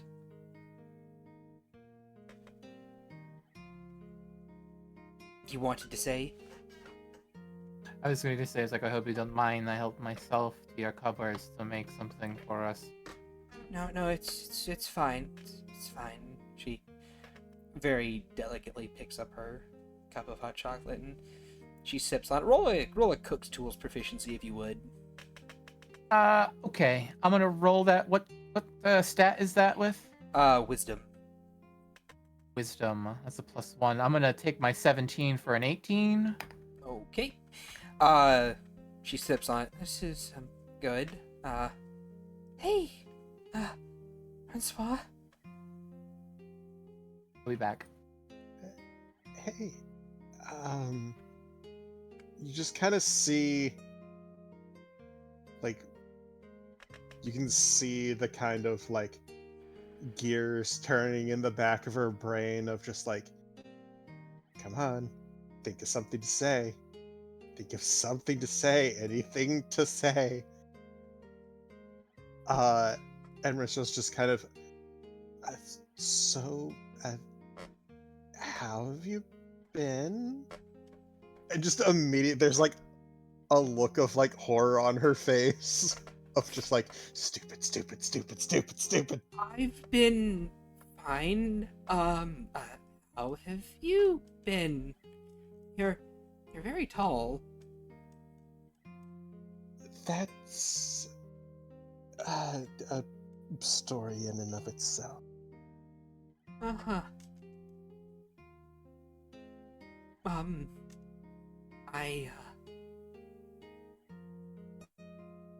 gosh,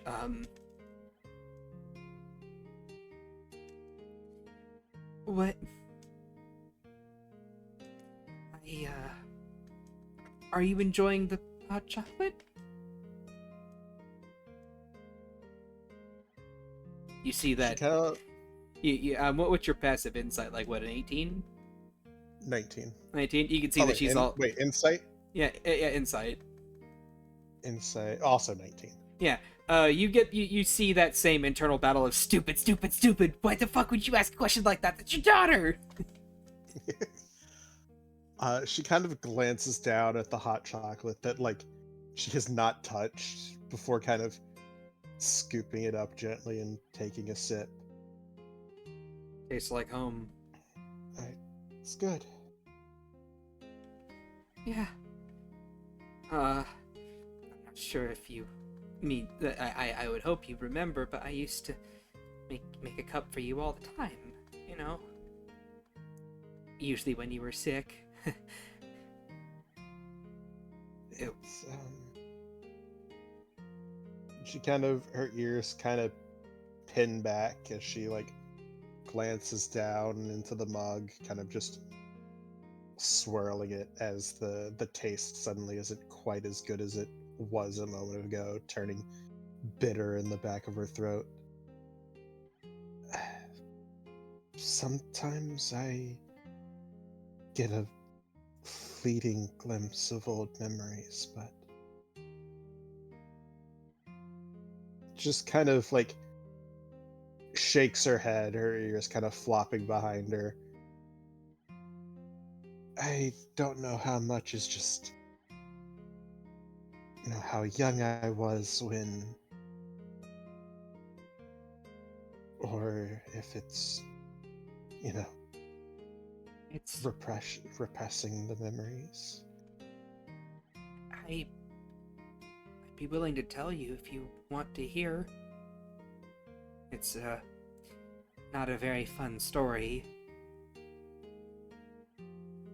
I thought you were dead for the longest time, along with your father.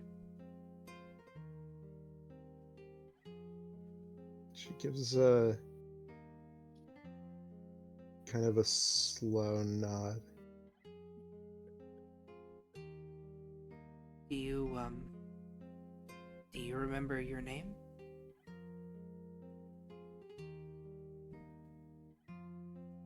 Huh? Do you remember your name?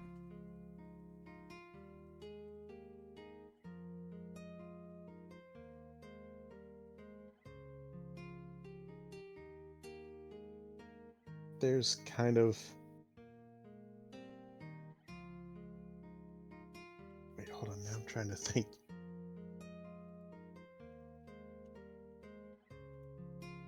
Oh god, I'm having to go back and search my memory if I was like... If she told Mel her name was Rensois, or if Mel named her that. I would say that you would remember you told Mel your name. I was gonna say, Francois. I'm pretty sure she told Mel. Yes, you told Mel her name was Because when Mel found her, she was like, "Oh, what's your name, little one?" They said, "When moi?" Is Rensois.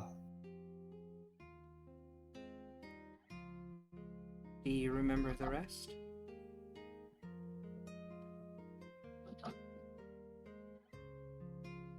There's a short pause, and before she kind of shakes her head and her ears kind of pin back. I adopted the name of the woman who raised me. Okay. Well, our family name is ch-ldr-n. I named you after after your great grandmother. Your name was Rensois Autumn Stellagard. Mine is Selena Autumn Stellagard. There's the writings.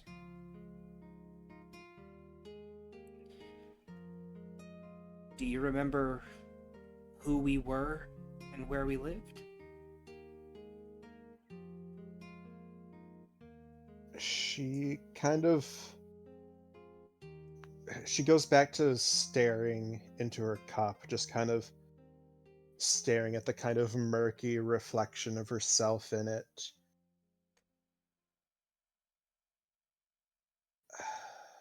Not specifics. I remember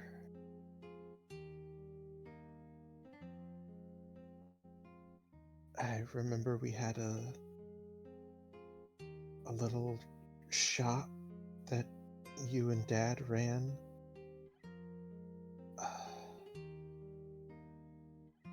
I remember snow, so I assume it was, well, somewhere to the north.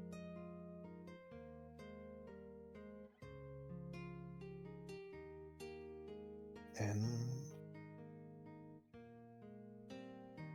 I remember that we had to leave. You and Dad were scared.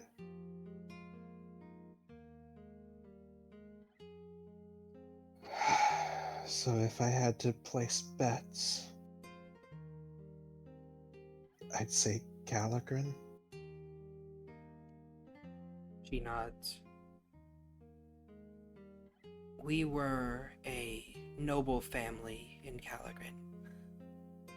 The Stellagard family was members of the Order of Stars, a Knight Order of ch-ldr-n. Well, old ch-ldr-n. That's what it used to be called. Before they took over.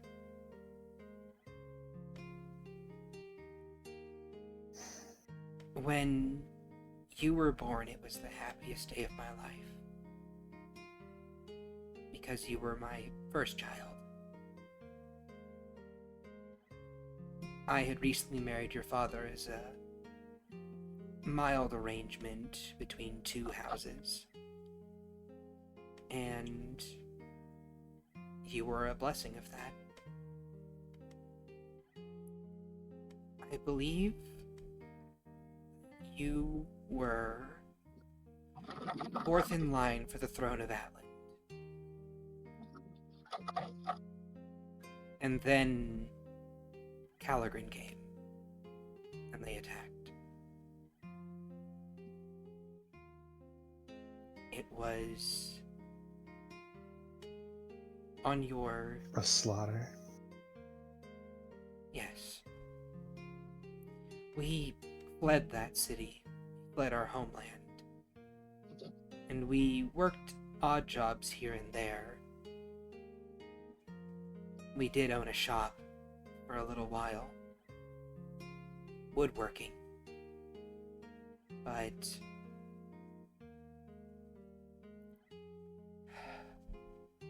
well, we received a visit from a older woman, missing an arm and a leg, I think. But she told us that we were in danger still, that ch-ldr-n was still seeking the last of the royals. That... Wait, who? She never gave a name. What did she look like? She was a human woman. Older, worn looking. I distinctly remember she carried a sword that she used as a cane. She gave no name, just a warning. A warning that ch-ldr-n was still hunting us. Even though they destroyed our homeland, even though they killed my parents and your father's parents and your father's entire side of their family, they still wanted us and they still wanted you. Because they knew that if you returned, that you could rally the people.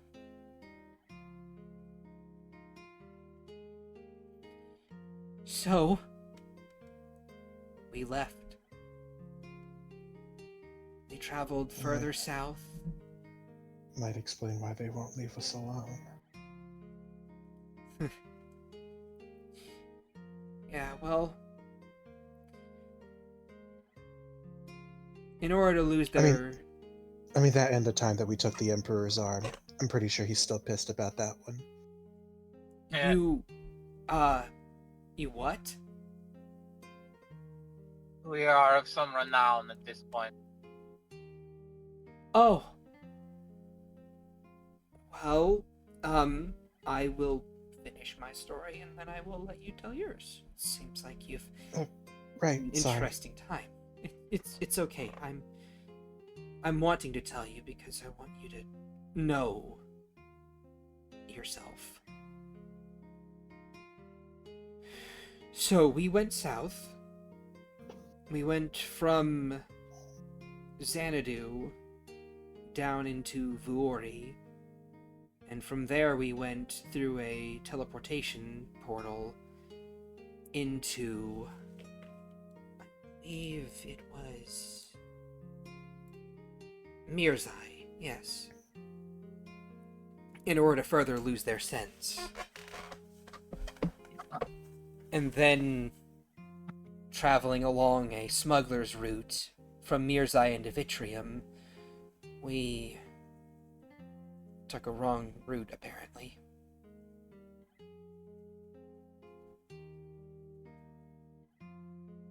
We went through the bramble, they called it. I remember us joining a caravan. Yeah, it was a smuggler's caravan. I don't know if they knew about it or they didn't, but we were attacked. The bramble is unpredictable at the best of times, and randomly expands. Yeah, well, those monsters didn't care for sure. They attacked us. They ransacked a few of our caravans and we had to flee.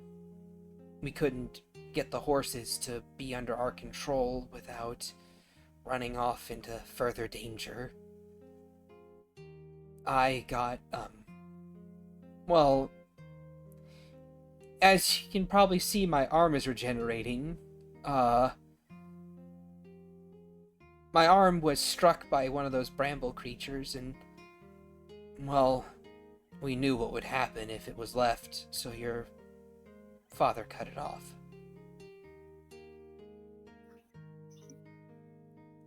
She nods. It's honestly one of the safest ways to handle that situation. She nods. If a bit grim, it's good, quick thinking. Your father was always like that. Quick on his feet. Good thinker. He led me and you to safety. Although,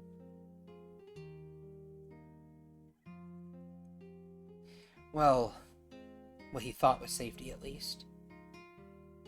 More of those creatures attacked and we went our separate ways, trying to divert forces.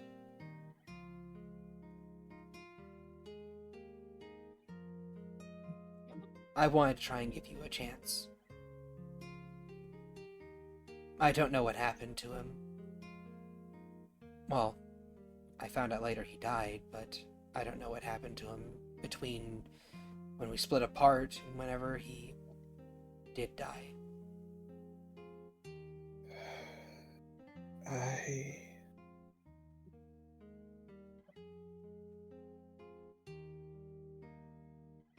I don't remember a lot from that time.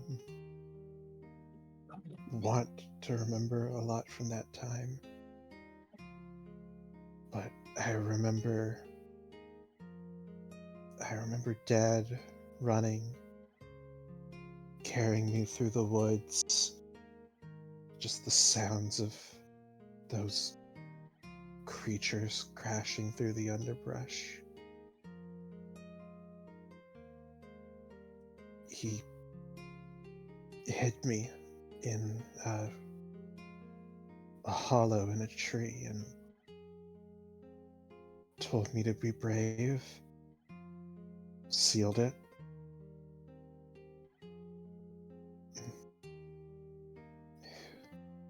I don't know after that.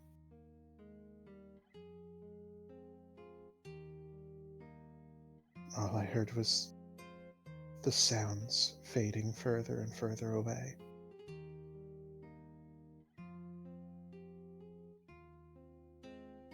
I don't even remember how long I stayed in that tree.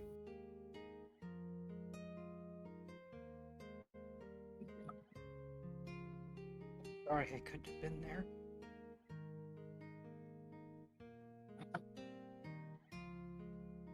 It's not your fault.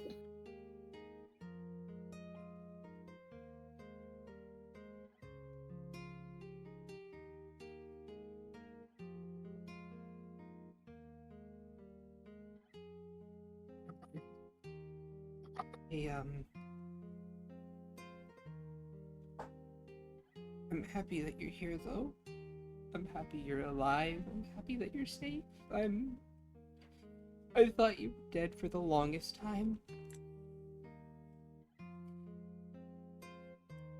And I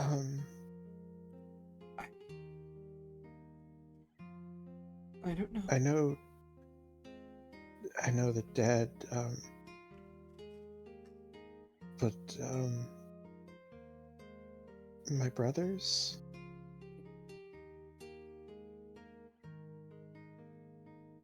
Siblings?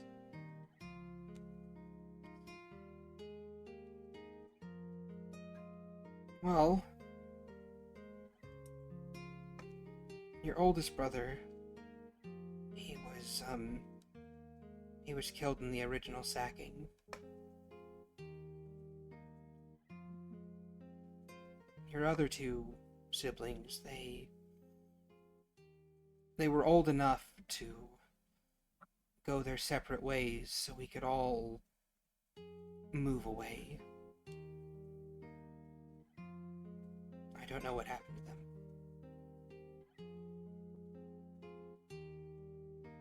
We all felt it was best not to contact each other. In case one of us gets found, they won't find the others.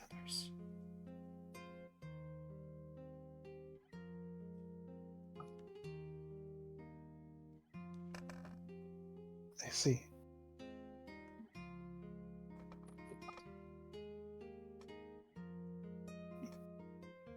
Do you want to find them?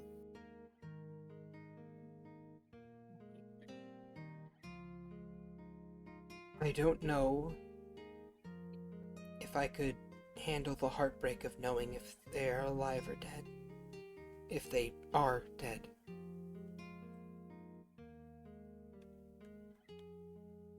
I won't stop you from going to find them yourself. Maybe you could help them if you did. You're taking arms off the Emperor of Caligan.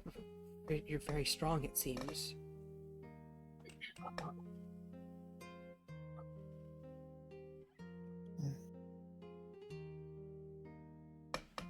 Well,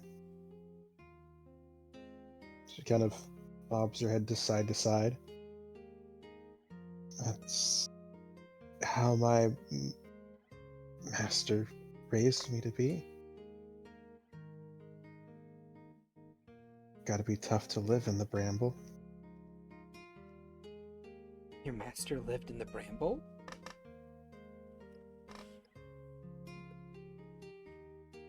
She nods.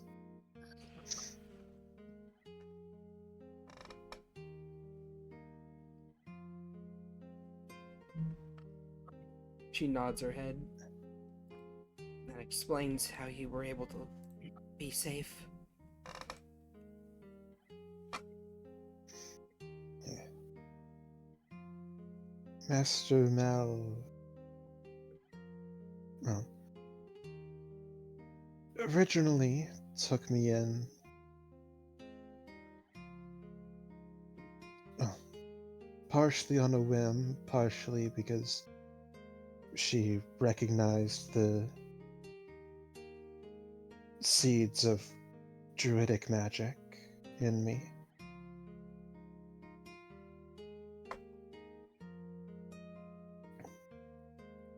Though I've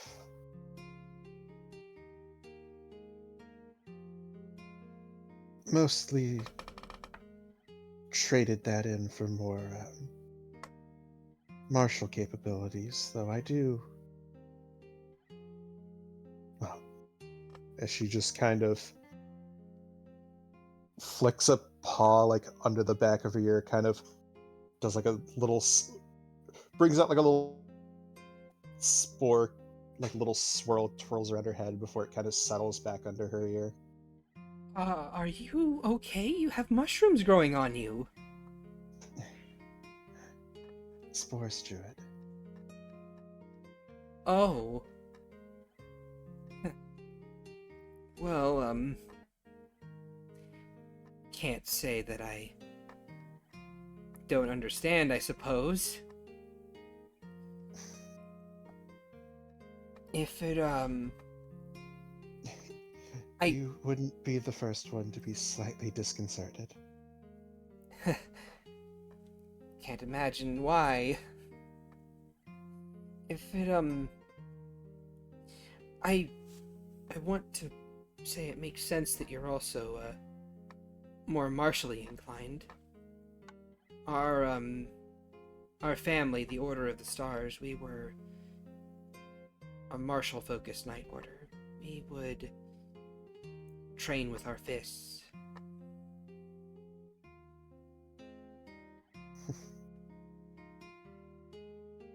I guess the bramble couldn't take that from me.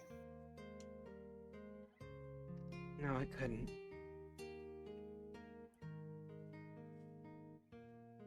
So, why don't you tell me all about your adventures? Oh goodness, where to begin?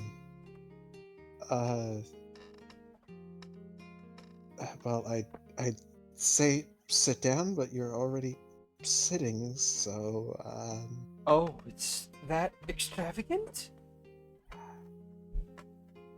mostly in recent times. And she basically tries to give the most succinct summary that she can of the misadventures of these fucking idiots. Oh, You know, boy. casually overthrowing 2 countries. It's fine, totally normal. Alright, then. Yeah, how much necromancy do you leave out of that conversation? Basically all of it. I'm back. Better question. How much of Valen do you keep out of it? I am present now. What The happened? normal amount she tries to. Just more conversation, generally. She sits there and listens to your whole tale, and, by the end of it, I'm gonna roll a thing real quick. She has not remembered her noble training.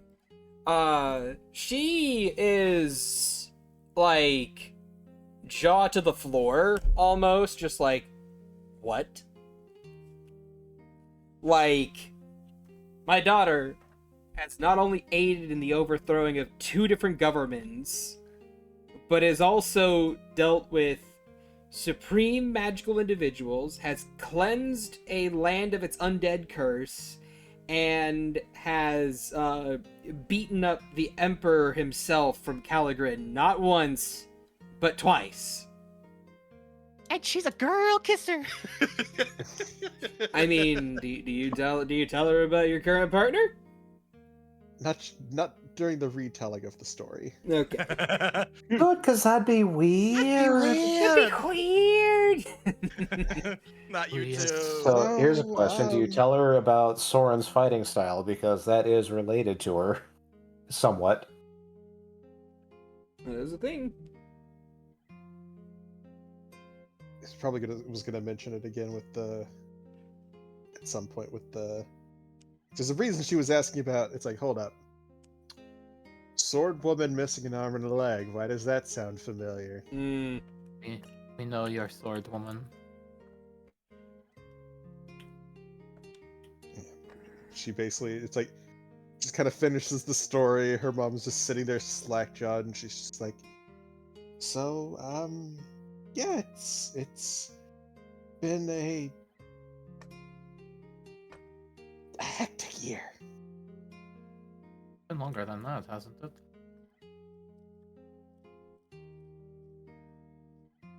No, it's Give or it's take. been nearly a year. I think it's been like 9-10 months.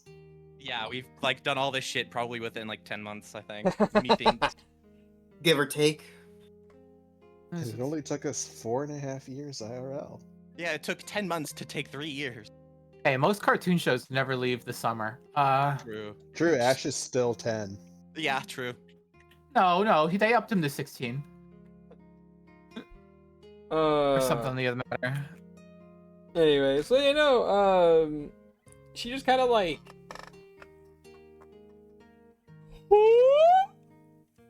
It's a lot to take in. Yes, and you brought a friend along. No, sorry, she wouldn't say that. And she would say, yes, and thank you for bringing my daughter to me. I don't have anything to give. Sorry. Don't want anything. This is my gift. Seeing you two together. Okay, that's good. Well, Renslaw, you'll have to introduce me to the rest of your friends whenever you come here to the Ember Sticks. Yeah, of course. I mean, I'm And- pretty sure Aggie would love you. I would also like to meet this Master Mel as well. Her There's like smile a becomes significantly more strained. Mel is an eccentric, Selena, and you seem a level-headed sort. The two don't often mix terribly well, though I believe Mel would very likely be on her best behavior. She would. She would. I would trust Master Mel more than I would ch-ldr-n. Which is Are an odd you statement to make. referring to ch-ldr-n is in the ch-ldr-n Rivendell, who is the noble of the Sorry, you've said this before. It's just not catching up with me. You've met the leader of Vitrium's nation. I mean, not terribly a huge thing. She I is mean- rather outgoing. She usually hangs at the bar in the rafters. Oh, okay. Not where I would particularly hang out if I was the leader of a nation, but this is not me. She is of the people. She almost says sarcastically. Well, you've done a lot, and I'm happy that you're okay. You seem to be having fun, at least.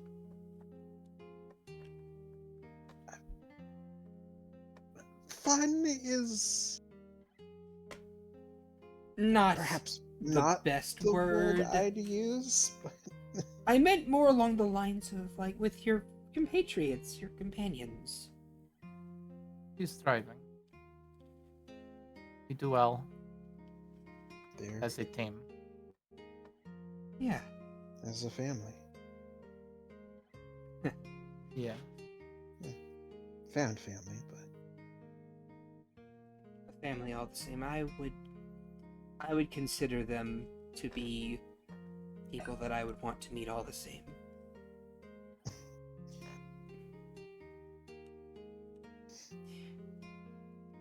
Soon enough. Have you have the well, two of they you can stop by.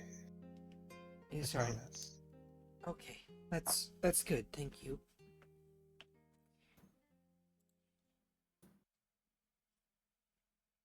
If I can ask, Francois, What's up, Mom?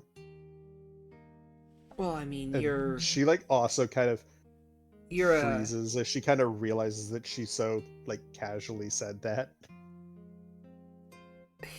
you can call me Mom, you know? Yeah, it kind of still just sinking in. That you're here with me?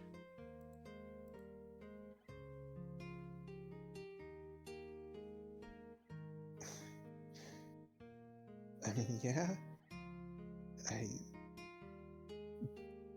barely even remember anything of my childhood, let alone thought I'd be here.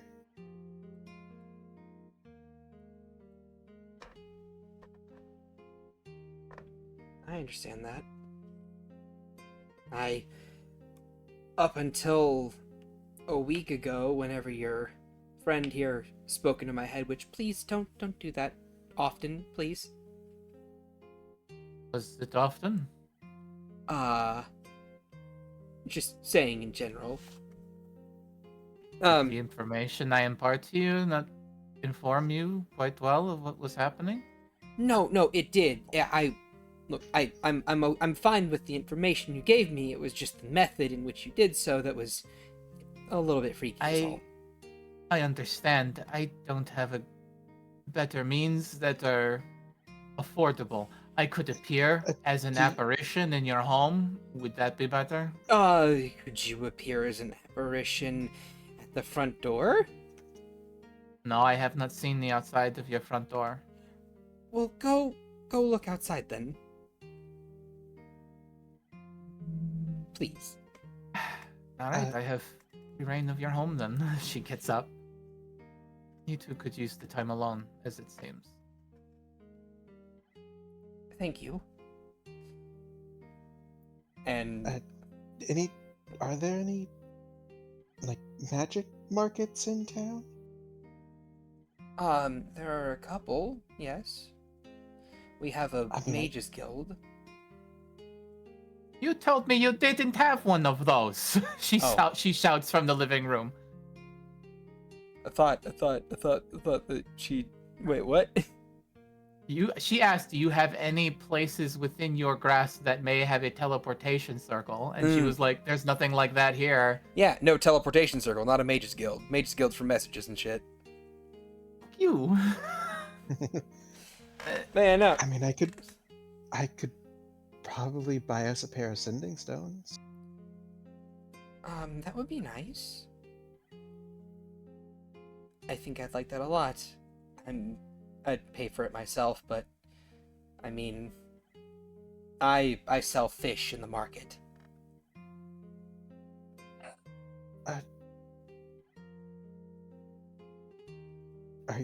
Do you need money? I can help. I would say with your insight, you can kind of like see this skittery gaze of like, do I tell her? No, I don't. And then she just kind of, she smiles and says, "No, I'm fine. I'm okay." Mom, be honest. I'm your mother. I shouldn't be worrying you about such trivial things. I can take care of myself. Or he's just kind of rifling through her house. Would you, Rensois, like to roll a persuasion check? Well, considering her persuasion check being throwing a bag of cash on the table is what. I mean, if you want to do that, you can go ahead.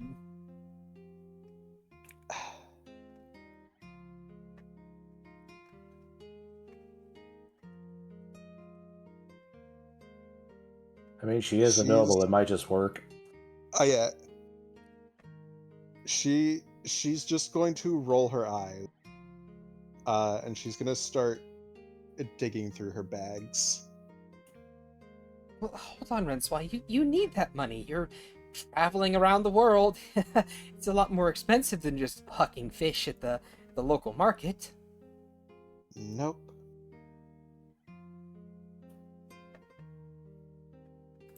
You get a ascending spell, Rensois. Simply from From Morgan. Morgan State. Yeah, she says, don't embarrass your mother. I'm leaving her something. I'm not letting my mother struggle to sell fish in a market. The joys of sending being mental communication. Sending another is just like, what do you think? I am leaving her.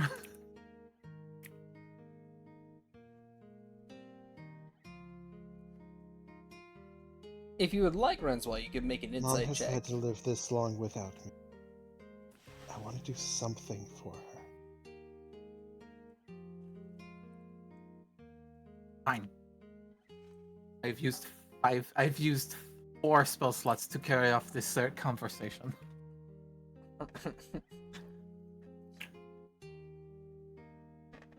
Then you hear the front door open and then close. All right.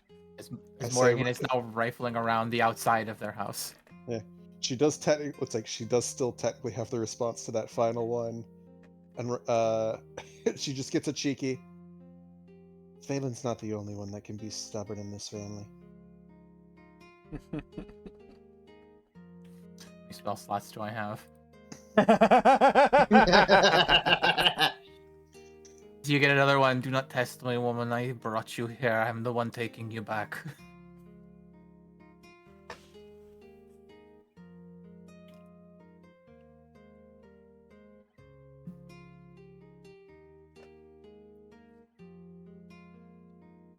I brought you into this household. I can take you out. But yeah, I think she would finish digging through her bags, stashing away her like primary bag of cash, before she sets a bag on the table in front of her mom, the heavy kind of clink of coin. Oh, that's a very large bag, but you can't just give me all your money. It's not. It's like a That's- fifth of it. There's 5,000 in that bag. She quirks an eyebrow at you, and she very gently reaches forward to like pull the bag closer to her, and she opens it up to peer inside, and she just immediately closes it back up. Like, this is a fifth of your money?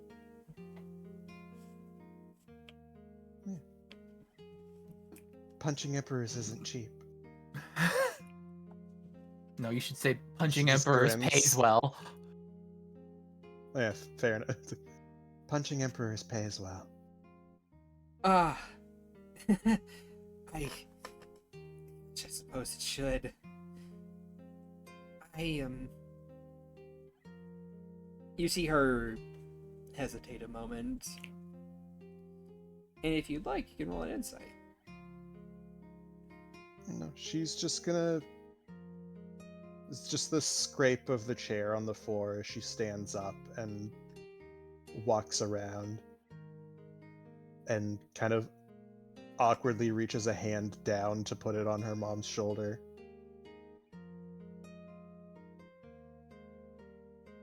You've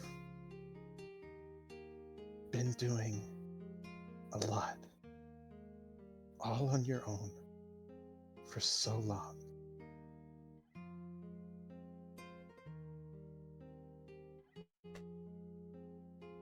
not just gonna leave you here to keep fighting that fight yourself. Oh. Not when I can do something about it. Francois? Thank you. But And you she is just... going to get down on her knees and she's going to hug her mother. Her mother, your mother will hug you back and just squeeze you tightly, and she's just like, "This is so nice. I've missed this a lot, and I'm sorry.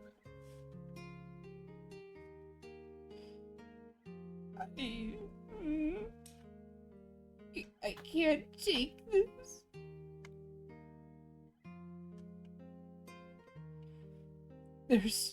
There's people, Francois, with money, a lot of it, and I could pay them off with this, but then they just asked me where I got it.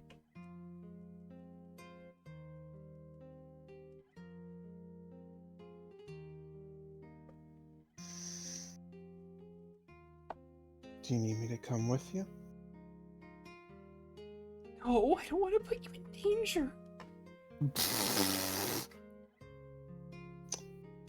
Are they more dangerous than the Emperor of ch-ldr-n? I don't know, but there's a lot of them. There's a whole crew. Yeah, usually when they watch mushrooms explode out of their leader's body, the rest kind of just back off. He kind of like, she kind of like backs. She kind of like, you know, leans back a bit, like, wait, what? And she just kind of like gives you a little smack. Well, I mean, it's sure that if their leader dies, they are scared. Yeah, sure, but they're scared of you. Maybe they blame me afterwards. You'd have to kill them all, and I don't want you to do that.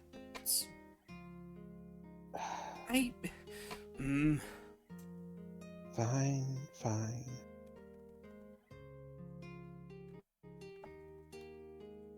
If you're going to deal with that, But if they cause you problems, I will handle it.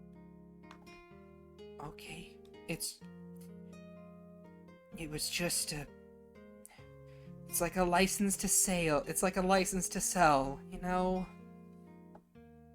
If I want to sell money at the fish market, I have to, you know, pay the toll.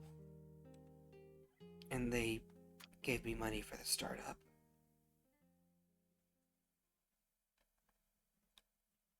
I can take this and I can use it to buy some food every now and then.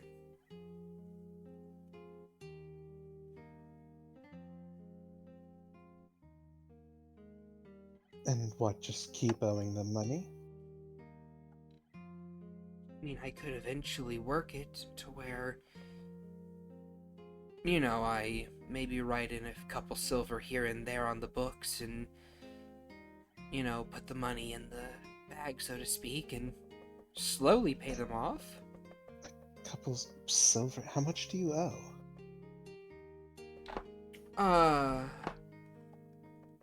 2,000 gold pieces. If you give them a couple extra silver here and now, you'll be paying until Kingdom Come. Well, like I said, a couple silver on each purchase, so it would be more along the lines of, like, you know, a couple gold a day.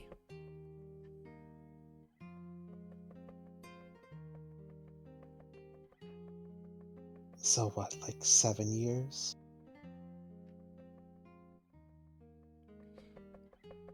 What else to do?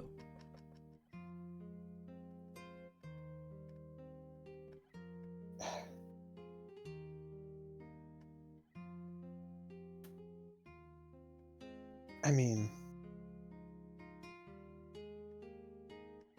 not to sound paranoid,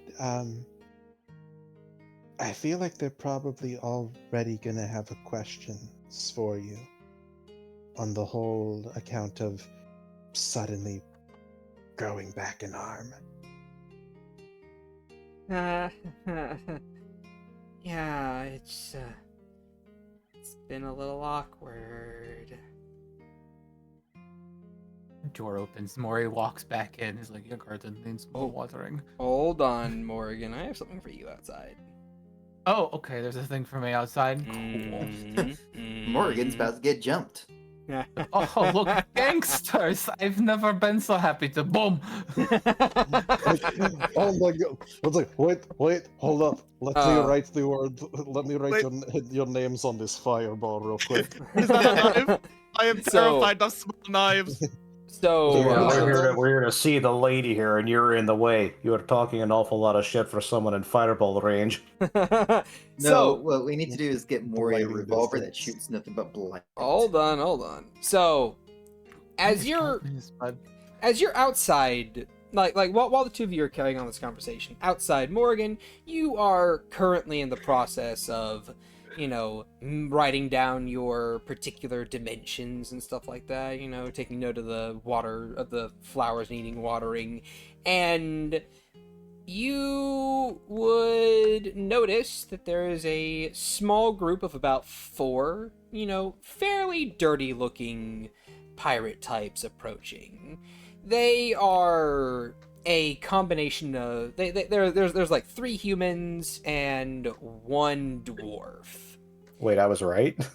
with kind of like dirty appearance. They're wearing like breezy pantaloons, loose-fitting shirts. They have a couple scimitars on their hips, and they're just kind of like swaggering down the street towards your location. Mm-hmm. And the front runner, who is a blonde-haired human with some dark chocolate brown eyes, just kind of like rolls up to the front door of Selena's house and looks about ready to knock on it, just kind of like ignoring you at the moment. If they go up to the door, it's like they are not taking visitors at the moment. Oh, really now? I suppose we'll have to interrupt then. You will not. The guy pauses and just turns to look at you. Oh, really? And who are you to stop me, eh? Kind of like turns slightly to look at them up and down. Me? I suppose, if needed. Why, are you a problem? Could be a problem for you, miss. Unlikely. Oh, And really? what are you here for? We're here to see the, lady regrowing an arm inside. Ah, is that right? She is my charge, so you will not. Oh, no, she ain't your charge, miss. She's ours. Ah, no. That is where you are wrong. You can leave, and probably for the best you do not return. Oh, miss. Not sure if you understand the dynamics of power here, but you see, I could pick you up and punch you across the street and no one around here would care. Me and my mates could shiv you real quick and no one here would care. They'd just have to clean up after you. Am I to understand that the people around here do not report such crimes? Aye, that's right, because they know if they do, they'll be messing with us, the Golden Ram Pirates. Are you particularly important to the Golden Ram Pirates? I'm one of the collectors. Okay. Now why don't you step on, let us get to business. If you can. She kind of just looks at him. She'll cast Flesh to Stone on this man.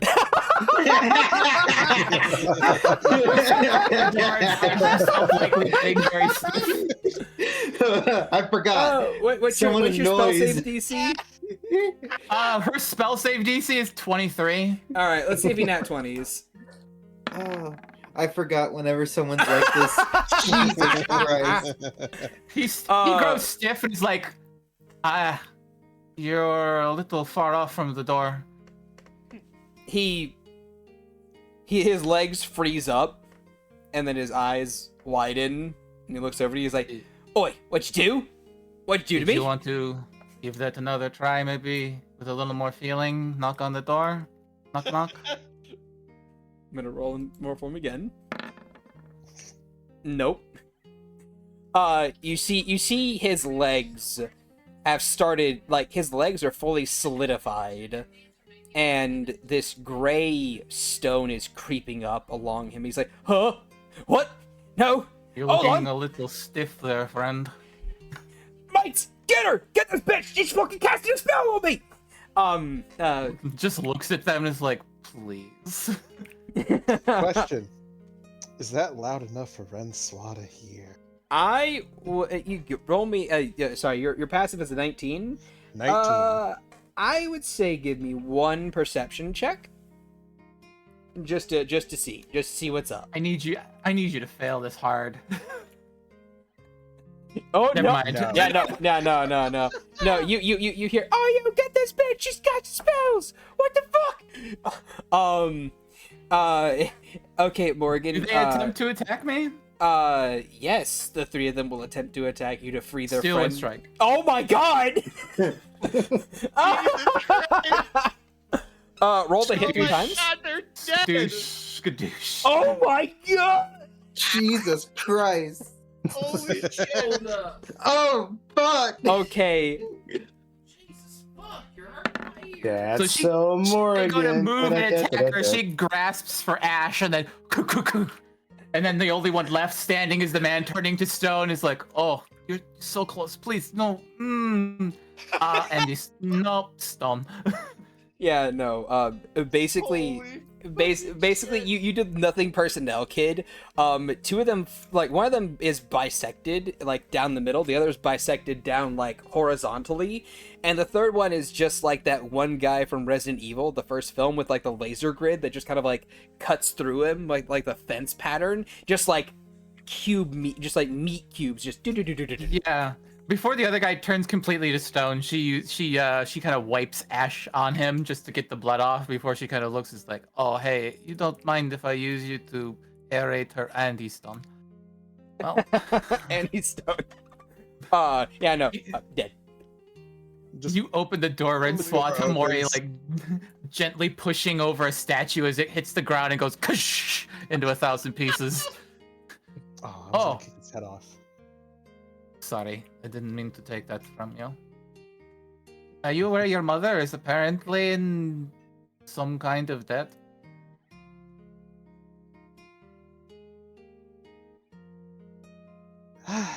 Yes, we were talking about it.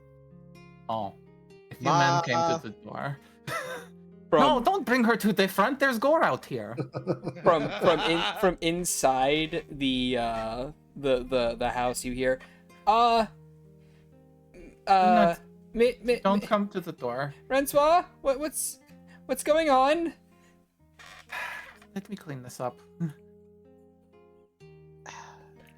Remember how we were talking about not having a confrontation with the debt collectors?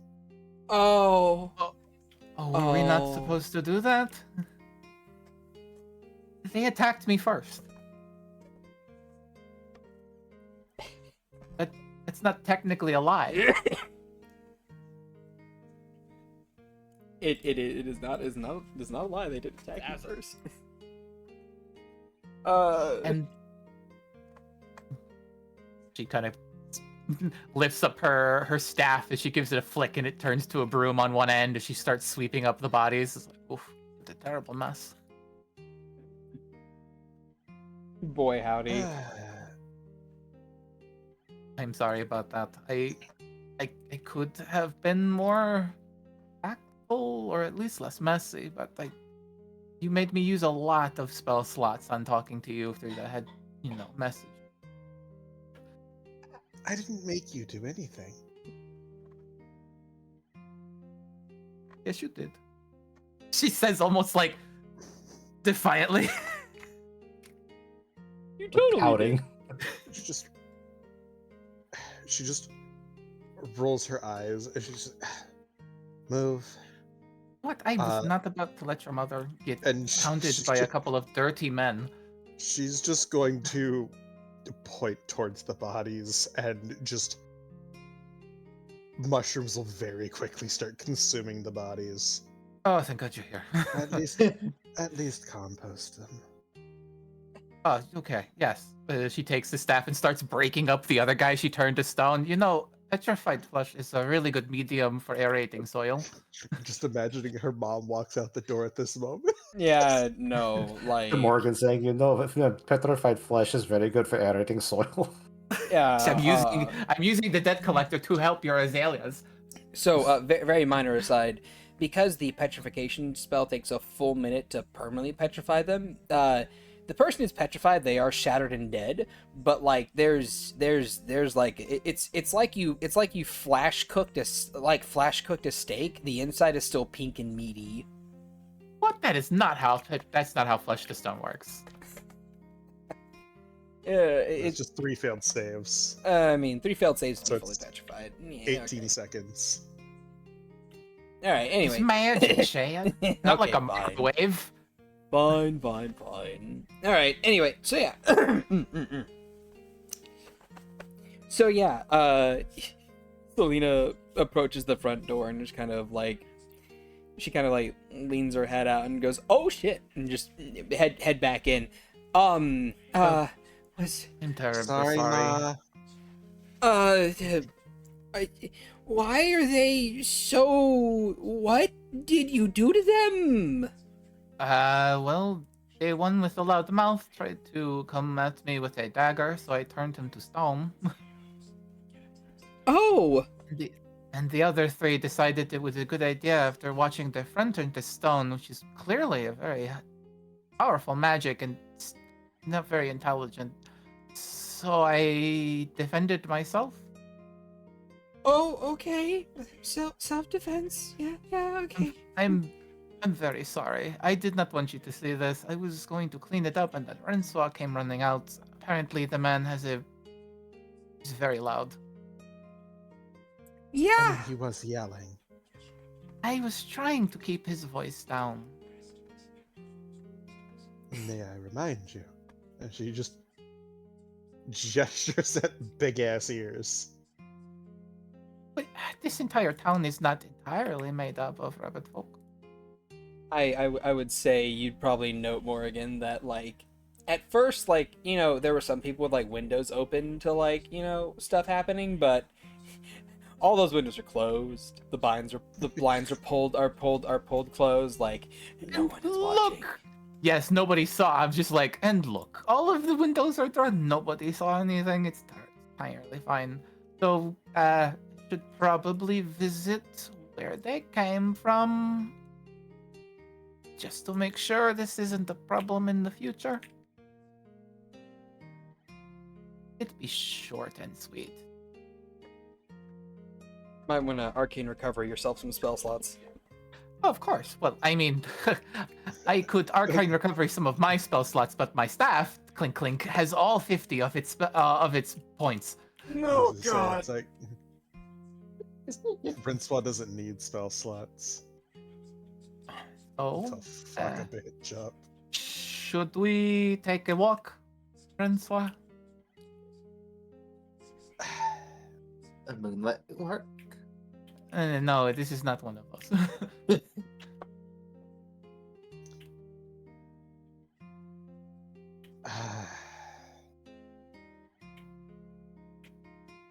Where do these guys hang out at, Ma? The docks. Anywhere their particular ship on is. the docks? Oh, they have a It's- ship. Wonderful. What colors do they fly? Well, you can tell it's their ship because it has a giant golden ram on the front of it. They're the Gold Ram Pirates. Wonderful. Okay, well, then let us head that way. We'll talk on the way. Since he, like, looks to their mother, like, I don't need to get any more detailed than that. Of course. Be safe. Be careful. I think the best thing for you is to shutter your doors And maybe Yeah, take a Rince walk was, like- somewhere you wouldn't be normally. Rince was kind of like over her already. Yeah. Fine. Okay. Do you have friends in town you can kind of lay low with for a bit? Not really. No, I kind of keep to myself. You know, to stop people from finding me. She blinks at their mother, then looks to her and says, like, should she come with us? Not to the docks, but home. You mean what, like Just the to caravan. the car? We don't have to go murdering a bunch of people. We could just take her with us. Oh, okay. If there's no one here for her to miss her.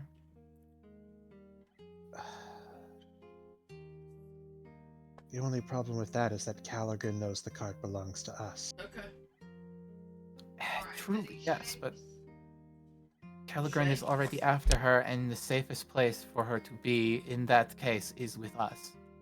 Except the Callaghan doesn't know she's here. Whatever you wish to do, I'm on board with. Are you trying to take me with you? I do not like that you are here alone. No friends. Just surviving each day. It's not a life. It may not be much of a life, but it's a safety. It's a life of safety. If that's what you wish, I won't make anyone do anything they don't want. It's up to you, Ma. I have plenty of room. So where? I'll think about it. If you guys are already going to go deal with those Goldhorn pirates, then you'd help a lot of people out. That we can do quite handily. It's practically our specialty. I'd just maybe recommend bringing, like, maybe a couple more people along. Oh no. This. She looks around at the sand that she's making. This won't be a fight. Okay. I'm just gonna, you know, Trust me, Ma. We'll be fine. I only just got you back. I don't want to lose you. You will not lose. You will not lose her like this. But trust me, Of course. I will keep them. If not, if you don't believe that I can keep them safe. I dispatched 4 of them without breaking a sweat. Okay. All right. You just. Do you think here's the safest place for you, or do you have somewhere you can lay low? It should be. I mean, I feel like if they just sent collectors, we would be able to get to them long before they realized anything happened. Good. Oh no, we will be walking into them with their pants down. So then just stay here, lock your doors, and wait for us to come back. And if they don't have their pants down, Okay. I have a spell for that. I do. Or or not. And with that, she just kind of like very quietly closes the doors, I thought and then you that hear lock, lash, lock. like, Wonderful. an option. So, I was thinking I can bombard the ship from afar, and we can pick off whoever comes running out of the fire.